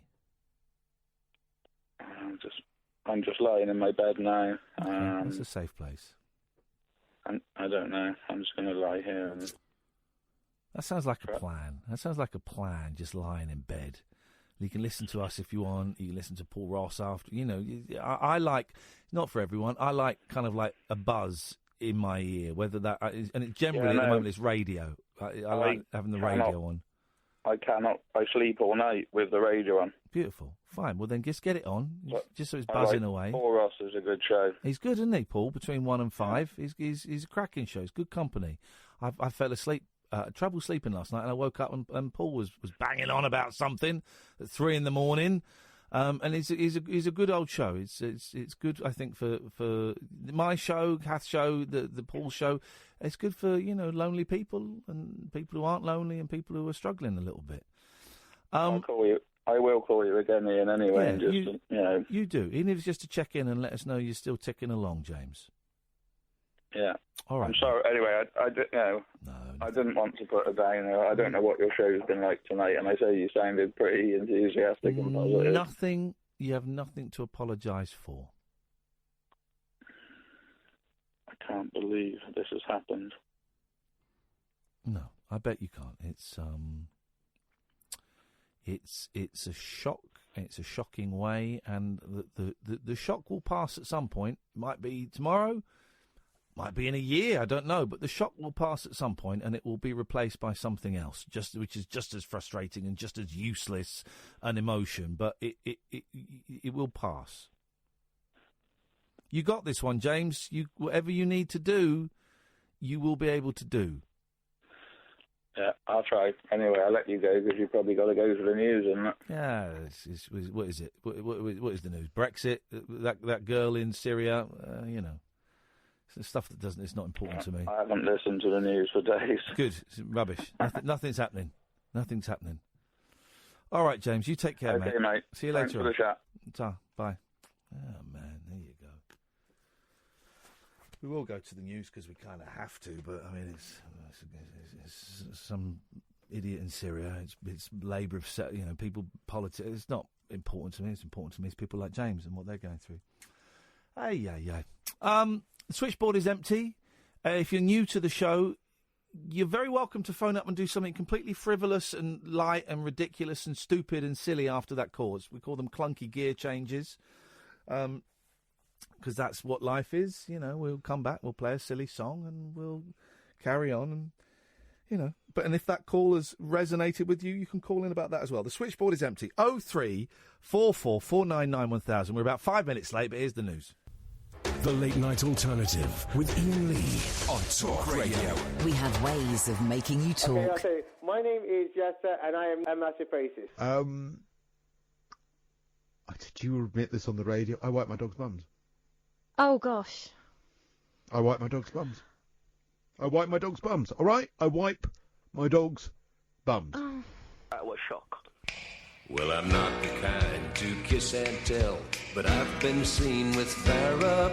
I've never been with anything less than a 9. So fine, I've been on fire with Sally Field, gone past with a girl named Bo, but somehow they just don't end up as mine. It's a death-defying life I lead. I take my chances. I die for living in the movies and TV. But the hardest thing I ever do is watch my leading ladies kiss some other guy while I'm bandaging my knee. I might fall from a tall building, I might roll a brand new car, 'cause I'm the unknown stuntman that made Redford such a star.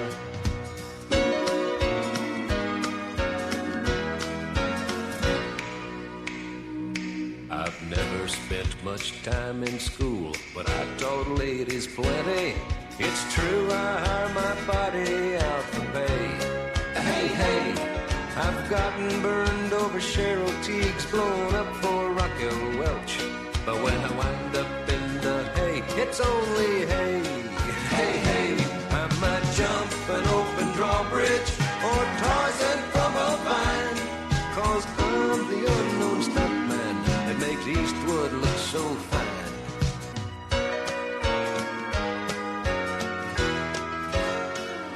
Oh, yeah. I was a little bit off key then, Amy. You shouldn't have. Now, here's it now.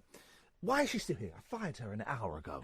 Why is she still here? Because you're not the boss of her. OK, well, that's an excellent reason. In which case I apologise. The Late Night Alternative with Iain Lee. You are? Kiriti Kanawa. Oh, I've sat opposite her. You're doing it again. Thank you.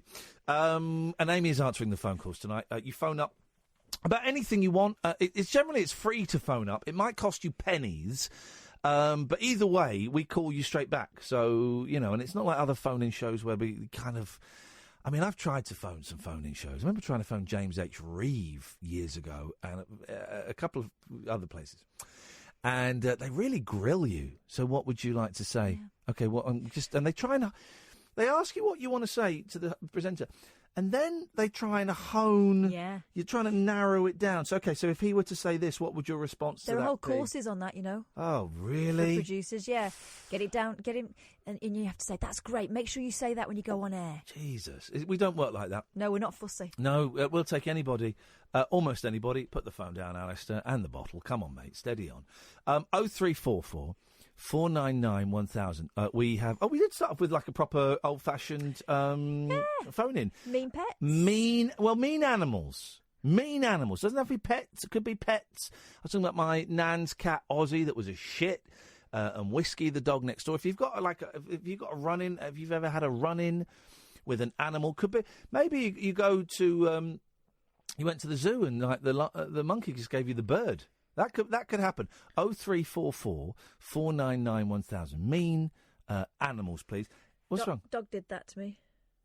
Bit me. What made your wrist go all pale? I don't know what you're showing me. There's nothing there.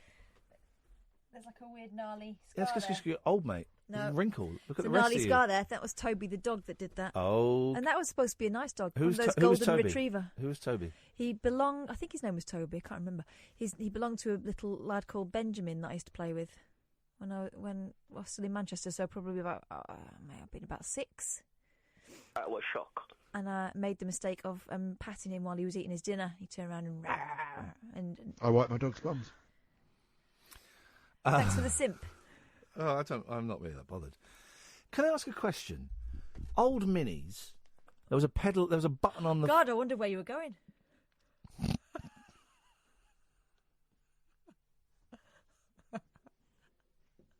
I think you have to ask someone else. Old minis. So that's the phone in. 03444991000. Old minis, Oh, right? right. There was a little black rubber button on the floor. Uh-huh. What was that for? Was that to do the squirting of the windscreen? Well, because I tell you what, we were at the Science Museum today, and they had an old mini sewn in half. Here's the thing, Stop right? saying old mini. I don't mean vagina. That was next door in the Natural History Museum. Now, here's the thing. In the Science Museum, every time I go, I notice something else that I had as a kid in there. This is how it begins. It's outrageous. With relics. There's one section I was looking through the window going, right, is this like modern... What is this? ZX80? Is this like modern stuff? I'm looking at this thing going, fancy that. Oh, I might buy one of them on eBay. I used to have one of them. Oh, look at that. Can you still get them? Anyway, one of the things was an old mini sawn in half. Oh, dear. My mum used to have an old mini. She hasn't got one now. Well, she's in a care home. She's not allowed to use her mini. I don't think there's a law against it. No, I know, but I wouldn't trust her with a mini now. I wouldn't. It's I think she'd be dangerous if you gave her a mini and said go wild. I think it would be dangerous. I think it would be carnage. They're quite powerful things. It would be carnage. But she used to have, when she was younger, here's the irony, when she was younger, she had an old mini. And it had one of those rubber buttons on the floor. Mine's not got that. And I think that was to squirt the water, but it was it to pop the... No, that's a silly idea. It wasn't to pop the hood. bonnet. No. Because that would be going off all the time. Stretching it a little bit now. No, could it have been to get into her boot? No. We're stretching the joke a little bit. I wasn't joking. You're talking about my mum's vagina. My mum, who's in a wheelchair. I'm seeing her tomorrow. She's still a woman. And you are now. When I look at her tomorrow, and I go to kiss her, I'll be thinking of her vagina. Gosh, why? I was talking about her old mini. Oh, I'm sorry. I misunderstood the last 5 minutes of broadcasting. So 03444991000. We've asked about Rick Mail bringing a gun, pointing a gun at people. We talked about nits. We talked about the BBC microphone. We talked about Cats from Hell with Jackson Galaxy. Oh, what was the story? You just showed me a story. What did you have? Which one? The one about the rude toys? We always like those, don't we? Yeah, sure. Why the hell not? 03444991000. Here's one of those stories that isn't a story and you go... Hello? Hello? If we had one of these, it would be a talking point and then it would be forgotten about. Hello? Hello? Is there someone there? Hello? Hello? When Mum of 5, Tanya Husnu, purchased a toy lion for her son Hakan, she didn't look too closely at it. However, she later wished she'd paid more attention after her 3-year-old daughter Ayla began yelling about the lion's willy in a very crowded area. Never! True. Upon closer inspection, the parent, 33, was shocked to discover that her young child's toy did indeed have a miniature penis underneath the tail. Oh, what? Penis. I was shocked. Not only a penis, I've seen the pictures. Hang It's on, got balls and all. it had a what? A penis. Wow! Okay. And now, Off women's heads! here's the thing, though. Now the mum is calling for the toys to be banned because Shag a pony. because she believes they're inappropriate. Here's the thing, right? What animal was it? A lion. Lions have got dicks and balls and fannies. If you go to the zoo, right, the male lion is all. When I've seen him, he's always lying on his back doing nothing. Lying on his back. With his cojones hanging out. A monkey once masturbated at a girlfriend of mine. That is true. Uncalled for. That is true. I was in hysterics. She was mortified. We stood and watched. We didn't wait for him to finish. Oh, God. Just stared at her. Just whacking away. Whacking away. And yet, he's the weirdo. Yeah, exactly. He's at home. What are you doing? Yes. Because that's what I do, Catherine, is I look out my window, whacking away. If someone's looking in, their problem. Their problem. Anyway, okay. she wants this thing banned. Well, she can. I think more of this. My daughter's... More of this kind of thing. We need to know where our dinner comes from. Well, because he is dinner. Sausages. And meatballs. Dick. My daughter's... That's what we're talking about. That's what. And do you know what, Catherine? I think it would be helpful because you... Aren't your balls normally held back by your willy? That's what you think. If you're lying forwards, it should be. Okay. Catherine, you're such a No need for that, young man. You met that boy tonight. I know, and he was very meek. Language, Timothy. My daughters like dollies still because they're little girls, right? When my Spanish friend buys them dollies, they come with all the bits. Dirty pervert. In fact, that's the first thing my kids look for now. Pants come off. Kath was a dick. It's definitely a boy. Stop it! Why does life have to be so unfair? I've got a mouthful of sausage. There's nothing... I mean, it's just skin, lads. Shag a pony. Let's all grow up. You're a pervert. All right. Finish that story? I just think there's nothing wrong with it. No, that's the wrong answer. 03444991000. This is Talk Radio. The Late Night Alternative with Iain Lee on Talk Radio. We'll get you talking. Had interesting... We played a bit of Fortnite this weekend with the boys. I possibly let them play too much. Is there too much? Yeah. Possibly let them play a bit too much. But we did loads of other stuff as well. We went swimming. We went out. Saturday we were out all day in London. We were out most of today in London. Sunday we went swimming. Where else did we... We went swimming, then we went to the playground. Oh, you know the playground with the fast zip wire? Yeah. They've done some... Oh, hello. Thank you. Thank you. They've done something to it. They've doctored it. They've slowed it down. Why? Because we nearly... I nearly killed my son on there, and I complained. No, I didn't. But it was too fast. But now it's too slow. Oh. I've buggered it. Then we went and saw The Kid Who Would Be King. That's what we saw. Right. Joe Cornish. From Adam and Joe. Adam's got a tiny part in it.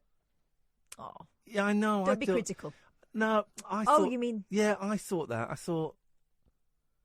Because I know what it's like to be the slightly less, significantly in my case, less famous one out of teams. Several times I've had it. And Adam Buxton's got like one little bit in it, and I thought, oh, come on.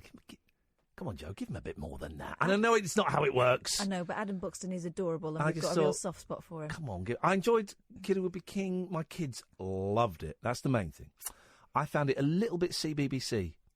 Little bit CBBC. Is it because there's a lot of... Too long as well. All right. Is it because there's a lot of, British school in there, and it's not the Hollywood version of it? No, it's like, all right, okay. No, I had someone talking about that, wanging on about that, saying... It was the effects, and it was the story, and actually I think King Arthur's quite a boring story, What? and I don't like stuff set in fields and lakes. There was too much of it was set in fields and lakes, and not enough of it set, like, in modern London. Was there a lady in the lake? Yeah, she's very funny. Okay, good. There's some great bits in it. There's some great bits in it. Was there a Morgan Le Fay in it? Don't know what that means. King Arthur's sister. Who's a baddie.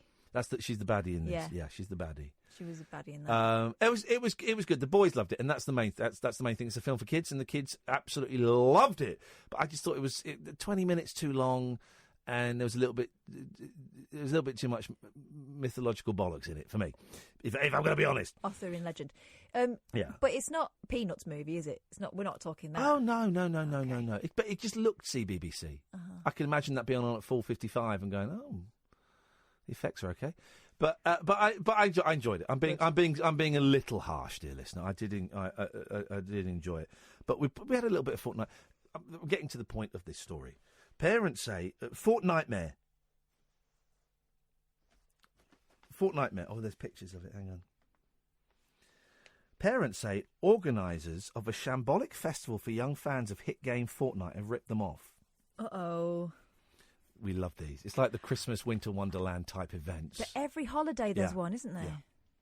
The weekend festival was billed as the Fortnite event of the year, with youngsters promised, quotes, awesome activities based on the game. The game involves going around shooting people and jumping out of aeroplanes. So unless you're doing that, you ain't going to capture the magic of Fortnite. I do like Fortnite, although Apex Legends for me. Guys, made myself very, very hip then. But families say, by the way, 0344 499 1000. Phones are dead, apart from one guy who ain't getting on. But families say the attractions were like something at a church fete, with a caving experience, merely a covered truck with a slide attached. And children had to queue for hours as there were too few attractions for the 2,800 festival goers on Saturday. One mum said, "It was a shambles. My kids spent the day in queues. Fortnite is all about hunting people down and killing them. I felt like doing that to the organisers." Wow. Extreme. Oh, by the way, I hope you've taught your kids the phrase, "that escalated quickly." I'm sure you have. My boys only picked up on it this weekend, and they haven't stopped using it. It's the funniest thing.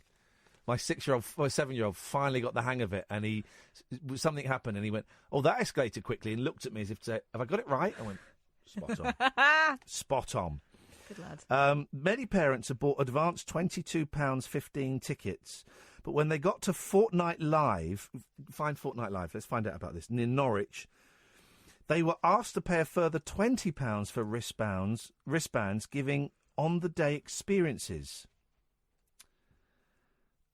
They then discovered there was only room for 2 people at a time to fire the automatic BB guns and for 4 at an archery event.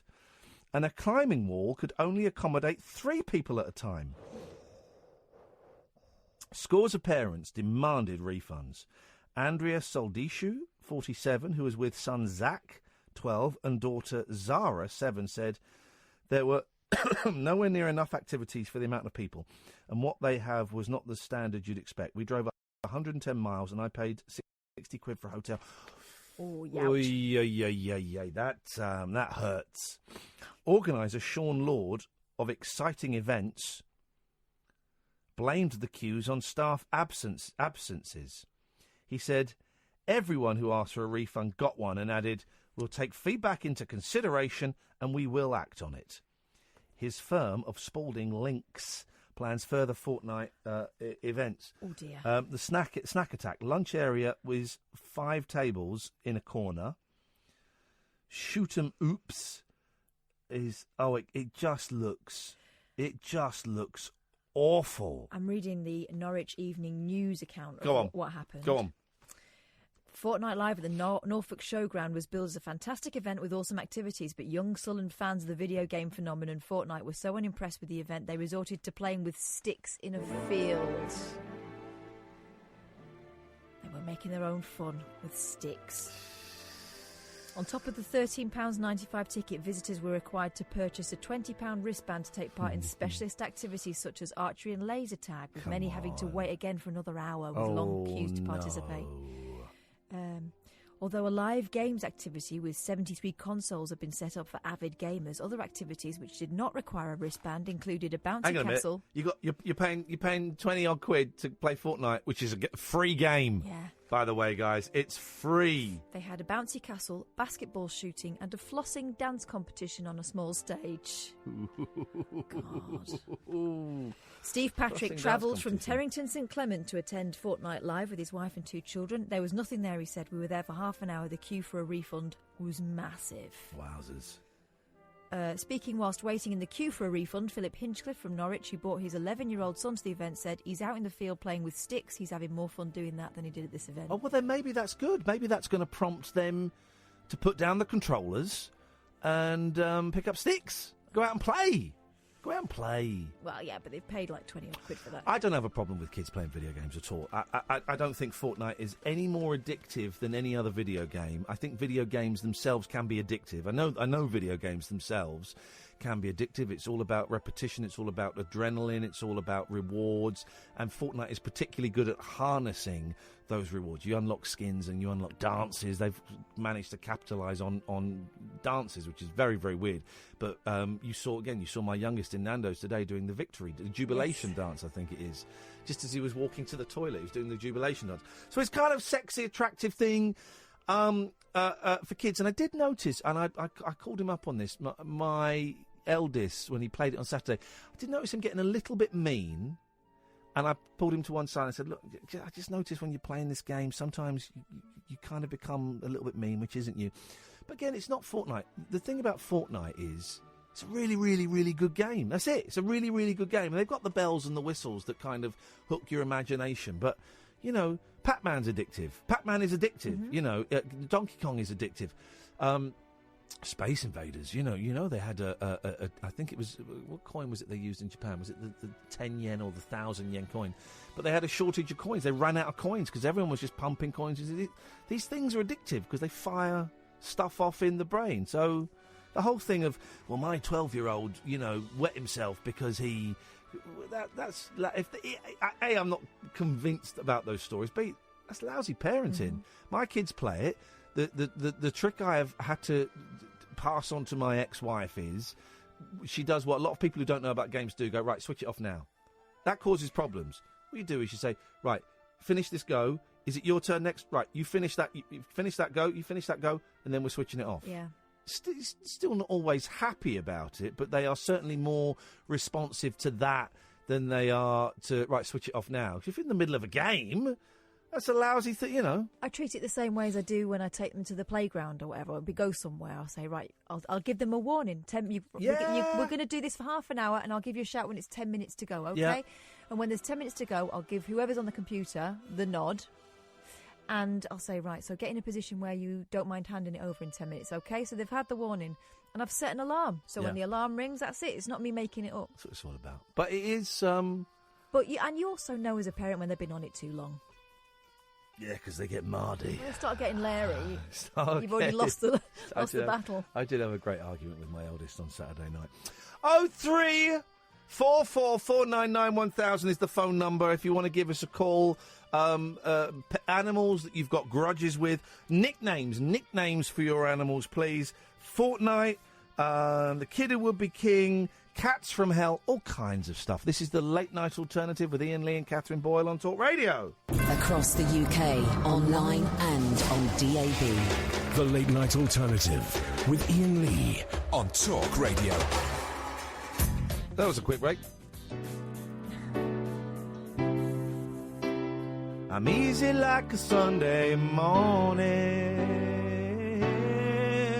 Whoa, whoa, whoa.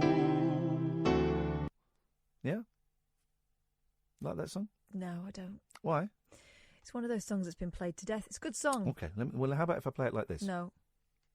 When you were young and your heart was an open book. That's the song that was playing, but I'm singing it easy like a Sunday morning. Yeah. Easy like a Sunday morning. So, but both fits. Tell you what we'll do, Amy, relax your fingers. We're going to take calls straight to air for the last 30 minutes of the show because the calls have died off a little bit. So what we're going to do is we're going to take calls straight to air. 0344 499 1000 is the telephone number. You can give us a call about anything you want. Again, the things we've talked about are, Catherine, please. The things we talked about are mean animals. Yep. Nicknames for your pet, because if you've got a cat, it's going to have more than one name. If you've got 1, 2 or 3 nicknames, you don't love that animal. You don't know them. You don't know them. You don't know their souls. You've got to have a list of as long as your arm. Nits we've spoken about. Yeah. Can nits live in my beard? I guess they I can. imagine they could. No, they're like head skin, don't they? Why? What's the difference? Harder? Tougher? I imagine your blood vessels are closer to the surface. Is your scalp skin thinner than your face skin? I'm scratching my beard over some white paper to see if anything comes out. Nope. No. I think you only had the 2 nits in there. I think they were recent. Could be. All right. Rick Mail firing. Oh! Now what's 03444 499 1000. Let's try that. See if we can tempt some callers in. You know you've got little bugs in your ears as well, inside your ears, and they get together at night. I saw it on Operation Ouch. Oh, shut up. No, seriously. They get together at night? They get together at night. night. And do what? Party. Really? Yeah. Why? Because that's the nighttime is the right time. Let me find out what they're called, those bugs. Don't bother. I don't want to know about them. I want to see a picture. I don't want to see them. Thingies. I don't want to see them. I have no interest in seeing them. I have no interest in hearing about them. No, it's not my scene. I don't want to know about them. 0344 49. Did something happen at midnight? Did like a good show start on another radio station? I don't think so, because the phones just dropped dead. I don't want to see them. Put your tongue away. They're disgusting. Well, then don't look at them. Not looking at them doesn't make them disappear. We're in there. We're in there. Listening. We might not get any phone calls, and that strikes me as odd. We had a load of phone calls the Yeah. first 2 hours, more than normal for a Monday. Mm-hmm.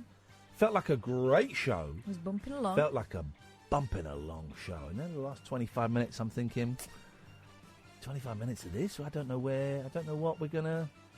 I don't know where we're gonna go. Well, we earn our coin. This is the first 2 hours we do for free. Hey, by the way, we were supposed to. I don't even know if this got announced, but we were supposed to be doing a live show this Saturday night. We're not, because I'm going to record an interview with Nick Jones in the Southwest. But we are doing a live Saturday in March at some point. Is it the 9th? You'd have no idea, have you? No, you tell me and I'll turn up. Well, no, you're supposed to be the brains. I'm no good with dates. Okay, well, at some point we're doing a live Saturday show because they owe us one. But I don't know. I've no idea when that'll be. Stay tuned. We'll tell you. And Remember. we were supposed to be given Saturday nights, but that's not happened. No. Do we just wait for a call? Yeah. Okay. Let's just wait for a call. Okay, just wait. What can I hear? I can hear my hard drive working. Oh. That's dented. That means it's probably on the way out. So we'll just wait for a call then. We'll just wait for a call. 03444991000 is the phone number. Don't swear, don't be libelous, but you can phone up and say pretty much anything that you want. I tell you one thing, I do see a troubled soul that's been phoning in all night. I'm not going to take it. You know who it is. Mm-hmm. Phoning in all night.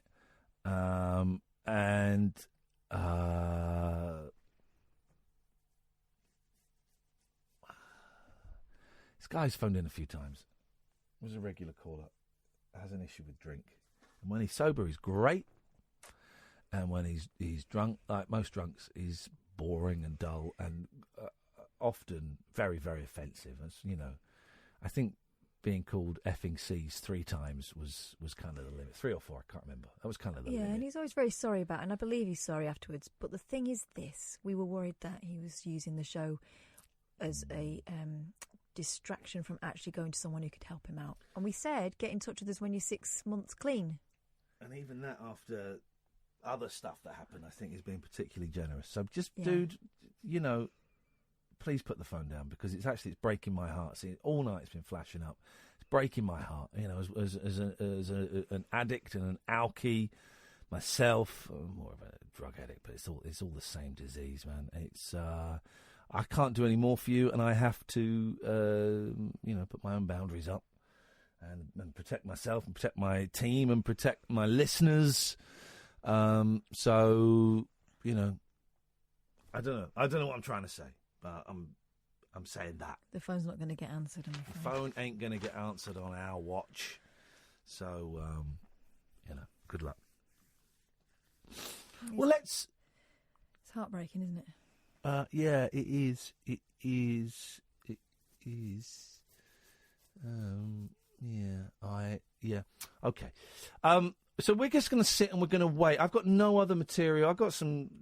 Oh, there's a lot of fat-shaming of Simon Le Bon in the paper. Have you seen that? Yeah, there is. It's in 2 papers. Let me do that. We will take calls in a minute. They've done that to him before. And, yeah. So the first one is, hungry like the wolf, Si? ? Duran Duran frontman Simon attempts to be more Le Bon than Le Bon as he emerges from the sea. The portly singer, 60. Okay. I mean, he still looks great, man, doesn't he? Yeah. He looks great. He's also not that big. No, he's not. That's the thing. And I tell you why I'm picking on this. Right, I used to make jokes about people being overweight and fat years ago. I admit that, and it was wrong. And I'm struggling with my weight now. And it causes me a lot of shame and a lot of upset and a lot of stress that I've put on weight. And I kind of make jokes about it, but actually it really upsets me a lot. And I keep trying to lose weight, and I'm trying to do a slightly different technique now. And I don't know. It's doing my head in. So seeing this, if I saw someone, calling me portly, and I just think. All right, here we go. This is in the Sun. I'm going to read the Mail in a minute. The portly singer, 60, it's him in his swimming trunks coming out of the sea. Channeled Daniel Craig in Casino Royale while sporting tight black trunks on a beach in Grand Cayman. But as he relaxed ahead of his Kaboo Music Festival show, there was a risk they might come undone. Come Undone, I think, is one of his tracks. It's written in capital letters, but they're saying he's fat and his shorts might come off. You just think, geez, that's lousy. Is the idea that because he was so devastatingly attractive and wanted by most women in the country, now it's fair game to rip the proverbial out of him? Okay. Chris is listening. Chris is tuning in for the first time. I normally listen to Talk at 10 a.m. when Stupid is on LBC. Just tuned into your show tonight, and I'm absolutely loving it. Thank you, Chris. Chris, that's lovely, man. I appreciate that. And let's have a look. And then it mentions it here as well in the Daily Mail. Hungry like the wolf, Simon. Not half. Basically saying you're fat. Back in the and he looks even better in that picture. Yeah. Back in the 1980s, he was one of the biggest pop stars on the planet. Oh, no, they haven't. Hang on, let's just take this call. Hello, Line 1, you're on the wireless. Hello there. Is that Ian? Yes, is that Line 1? Yes, well, it's Gary on Line 1, yeah. Hello, Gary on Line 1. What can we do for you? I'm just answering the question about the button on the floor on the Mini. Oh, at last! This is what the show's about. Yeah, there was a button. It was kind of just to the front of the seat, to the left-hand side. It wasn't anywhere near the other pedals. It was a red rubber. It was a black rubber button. Was it to squirt the water? No, it wasn't. Oh, it was for the main beam headlights and dip. Really? That was it, man. Yeah. God, that was it. I'd be forever standing on it by accident. When you're on headlights, the button you press the button and it goes on main beam, and obviously the dip. That's what that was. That was it. But thank you, Gary. That was bugging me. I didn't feel quite right. Go on. Is this coin toss, Gary? Sorry? Is this? Are you a talented man when it comes to tossing coins? No, why'd you ask? Yeah, well, you sound a lot like a Gary we know. Of course, the great thing about those Minis, my mum's first Mini, her number plate was SO 208K. I don't remember it very well. Because Nanny Peg used to live at number 208 Hillingdon Street, and she couldn't sew, and the letter K. But the great thing about those Minis was the windows, because it was the windows where they had like a clip, and you had to unclip it. Yeah, and then slide along. And then slide it across. And my mum locked my finger in a Mini door once. Oof. She locked it in. And they had the saggy cord that you pulled for the door to open. Oh, yes! It did. It had a saggy cord to open the door. Flipping heck, man.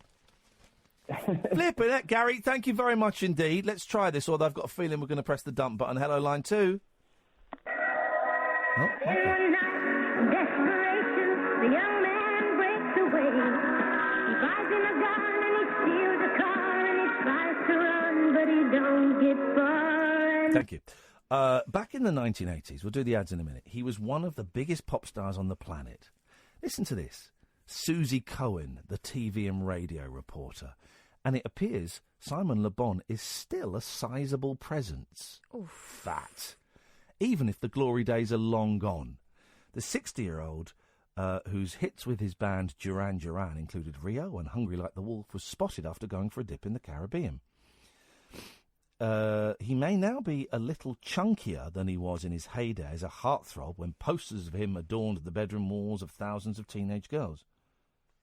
That doesn't make sense. He may now be. It's like there should be a but at the end of that, but there isn't. So the sentence reads, he may now be a little chunkier than he was in his heyday as a heartthrob when posters of him adorn the bedroom walls of thousands of teenage girls. Oh, there is, but it's the next paragraph. But Le Bon and Duran Duran still managed to fire up the crowd.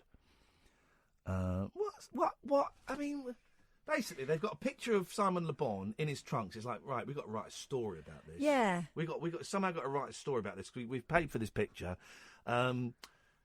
He's a little bit bigger around the top. I mean, he was very slim when he was a pop star. He's a little bit bigger. Oh, he did that song, Hungry Like the Wolf. Let's do a fat thing. Let's fat shame him. Do you know what it smells like to me? Shit. Apart from that, What it smells like to me is someone who thinks it's hilarious that, a 6-year-old was ever a handsome pop star. Yeah. I bet that's written by a kid. Yeah. That's outrageous. I don't want to. I don't want to tempt fate, but heaven forbid anyone catches me in a swimming costume at the age of 60, because I will not look the way I did when I was 21. Chris is still listening to the show and loving it. First time listener and loving the show. Thank you, Chris. I appreciate that, man. Call straight to air for the last 10 minutes of the show, dear listener. 0344 499 1000. 0344 499 1000. This is Talk Radio. The Late Night Alternative with Iain Lee on Talk Radio. We'll get you talking. 0344 499 1000 is the telephone number if you want to give us calls. Call straight to air for the last, 5, 6, 7 minutes of the show. Who knows? Who knows how long we've got?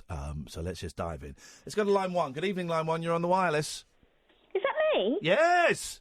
Oh, hello. Hello, line 1. Hello, it's Sheila. Hello, Sheila. What have you got for us tonight? Oh, God, there was so much today. I was like, I'm not going to ring. There's so much that you've been talking about that I must ring. Why didn't you ring when we weren't getting any calls? Oh, hang on, you did. Go on. Wait, go no, on. I did. That's exactly why. That's exactly I won't ring. it. Go on. And I thought I will do. You did. Okay, so it started from the start of the show. Yes. When the favourite song that I loved and what introduced me to the show, you weren't able to play. Oh, yeah. Littlest Hobo. Couldn't find it, but found it now, and now I know where it is. Yes, I need to that bump it was up a my bit. nickname when I was a child. The Littlest Hobo. That's not a great nickname for a kid. It's probably not. It's a bit but sleazy. I'll tell you off air, or Catherine off air. Okay. But yes, Don't it's worry. very relevant because I'm little And and you're my a surname hobo. is very much like a hobo. Hobolensky. So that's why. Sheila Hobolensky. So then you played Elvis. Yeah. So that was very relevant too, but that's not a part of Elvis I've ever heard. Strung out Him on heroin. So rude. Gonna rip your tongue from the roots. That's And Elvis. then That's he the went real. on That's the stage. real Elvis Presley. That's what Elvis was really like. A The one who used scumbag. to shoot his TV sets. A karate master. You're probably right. Then you talked about nits. Yep. And about how you're very ashamed to have them. Are you 40? This is like a lovely summary of the show for everybody who's just tuned in. Previously. I've been listening. There's a reason I've been listening on my own tonight. So hope that's okay. I have got a. You're allowed to listen on your own. People are allowed to listen to the show on their own. And have a summary as well. Yeah. Okay, so nits. Yep. Right, you've got nits for the first time. First time, Are you first 40? time ever. I'm 45 years, At 46 40? this year, 45. And I got the So nits. you never had nits when you were at school? No, never. So you never went to visit the knit nurse? No, everyone visited the knit nurse. The knit nurse would check everybody, and I never had nits. Wow. I know. So you must have had very clean or very dirty hair. No, You're not sure. that's a myth. They say that they like clean hair to make people who've got nits feel better about themselves, but they don't. They just like hair. You had very, very dirty hair until you were 45. No, the no? whole thing about clean hair is a myth. They just like hair. That's what I'm saying. So you must have had dirty hair. No, I'm And then not. you've got clean hair. But I'm not. Why is Catherine? You try. Doesn't matter what state your hair's in. Oh, they're just like hair. I just. Okay, fine. Yes. Thank you, Catherine. You're welcome. What? I speak Sheila. What? Okay. Okay, so what I wanted to say Yes. is, oh God, Oh. this is so embarrassing. I've Go never on. told anybody Go on. ever. Yep. Yep. I got nits when I was 18. Okay. I never had nits before that. Yeah. And I felt it was like an STD or something. Yeah, that's how I feel. I I feel just- ashamed. Catherine's scratching. I was so ashamed. And I didn't know I had them, but, oh, this is awful. Someone said it to me at college. They didn't. They made a joke about it. Oh, she's got nits or something. Yes. And then I did have nits. Yeah. And then Yes. I had to, almost like what you would do with a partner or something, you had to go and say to people, I've got nits. get someone to check your hair. Oh, God. And it was awful. I never had nits again. Is that your washing machine in the background? Oh, no, oh, bloody hell. Do you know what that is? No, I thought it was a washing It's machine. Oh, no, it's nothing like a washing machine. Oh. Like, you've met my best friend Richard. We met you when we came to meet you at the London show. Great guy. Loved him. Great guy. And I think you'd met him before because you'd said you'd met him in another Well, life. there's a vague thing. I recognise him, and he recognised me, but he wouldn't Yeah. tell me where from. Prison?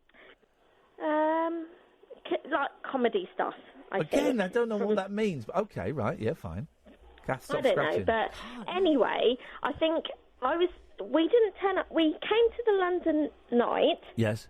But I'm really annoyed about this. We missed the games night, and I love games. I really love games. That was the same night. I'm so competitive. So we didn't make it to the games. We just made it to the live show. Okay. But right. we absolutely adore games. So what's that noise again? Because that was where we started, wasn't it? Because Richard had a kidney stent that day, and it's taken this long. That was December, and he's still got the kidney stent in. Blah, And blah, that's blah. so that's the noise. Is his kidney stent? No, it's not the kidney stent. Is He's it the very dialysis? angry with me Is it because dialysis? I'm not allowed to phone you tonight because he's in pain because he's got a kidney stent in. Right. It's coming out in 2 days. Okay. Well, but you've broken the one. You have one job to do, I believe, is the phrase, and that was not phone us, and you phoned us. Absolutely. And do you know what I had to do?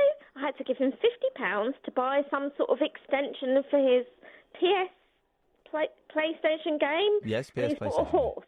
He's bought a horse. Okay, Sheila, I've no idea. Thank you for your call. Always a pleasure. Lots of love to your friend. I hope his kidney stent removal is as painless and as good as it can be. But I'm going to be honest, I had no idea what was going on then. So she's saying he's riding a horse there. She's bought him she's given him £50 to buy a horse for his PS PlayStation game. I mean, come in, Paul. And she wasn't allowed to Come and ring use us because that he's one, having an please, operation in 2 days. Does Does that mean the operation's off now? That is some weird, freaky setup. Hello, Paul Ross. Jesus, that's one big nit. What? Where did he escape from? Give it back. That one's mine. That one's called Charlie. It's pubic lice. I've never had nits before. Never had nits before. It's because I had the kids. You suddenly got dirty.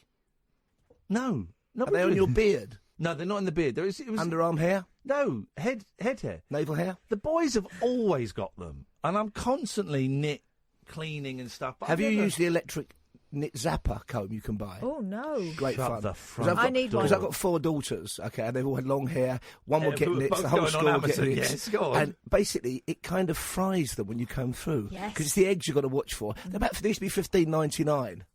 I remember doing, I don't like to boast, I was like the two-gun kid. Yeah. I remember doing 2 daughters, 1 4, 1 6 at the same time, zapping through the long hair. That's tomorrow's show sorted. Can we get one sent for tomorrow and we'll do it? That's 3 hours of that. I'm having some of that because my daughters get them sporadically, and it just seems like obviously someone comes into school, you don't necessarily know you've got it, and then all the kids have got them. Yeah, it's genetic though, because my son never got them. My side's clean of nits, but my wife was just dirty. Her side was kind of soiled by nits. Never had them till. How did you find out?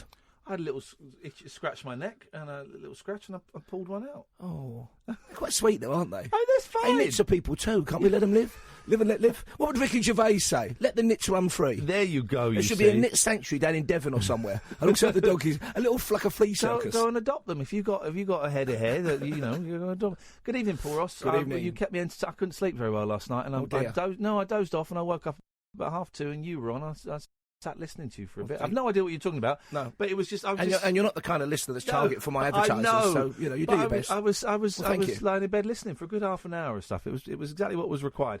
What have you got tonight? It's a big show tonight because we're talking very big things. We are talking the biggest pangolin, the giant pangolin in Africa. And that's tragic, the pangolin. They're scaled mammals and they're the most trafficked animals in the world at the moment. But they finally caught them on camera. After last night's triumph, when we found a man who, for the first time in 100 years, taking photographs of a black panther in Africa. Yes. A black leopard. Yeah. We've got the giant pangolin. We've got pangolin? What is it? Is it a cat? It's an anteater. But it's scaled. They're beautiful. They're in Asia and in Africa. I've never heard of it. I mean, they've had terrible problems with the trafficking of them. Over Christmas, a warehouse was seized by police in Malaysia, had 20 tons of pangolin meat and scales inside. And they're endangered species. Awful. Yeah, It's an awful story, that. But we've also got what may have killed off the biggest shark that ever lived on planet Earth, the megalodon. Yeah. Subject of the remarkable... Jason Statham, wasn't it? I think he had a go at them, but that was the second time around. And we've also got my particular favourite.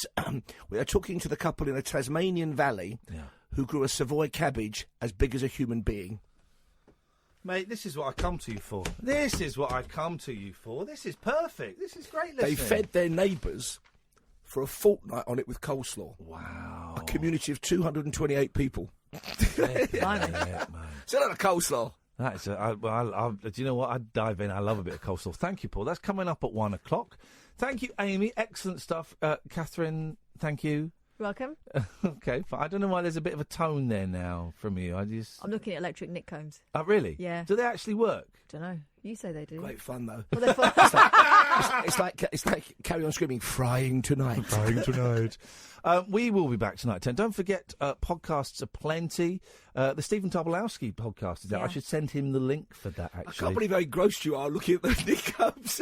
These things are my nemesis. Bored parents. That's all we are. If you go to iTunes or Acast or wherever you get your podcast from, you can go and download the podcast of the show, and there'll be one of the Tonight Show will go up tomorrow, etc., etc. We will be back tonight at 10, but do stay listening on DAB or on the app or on talkradio.co.uk, because coming up after 1 o'clock, it's Mr. Paul Ross. This is Talk Radio.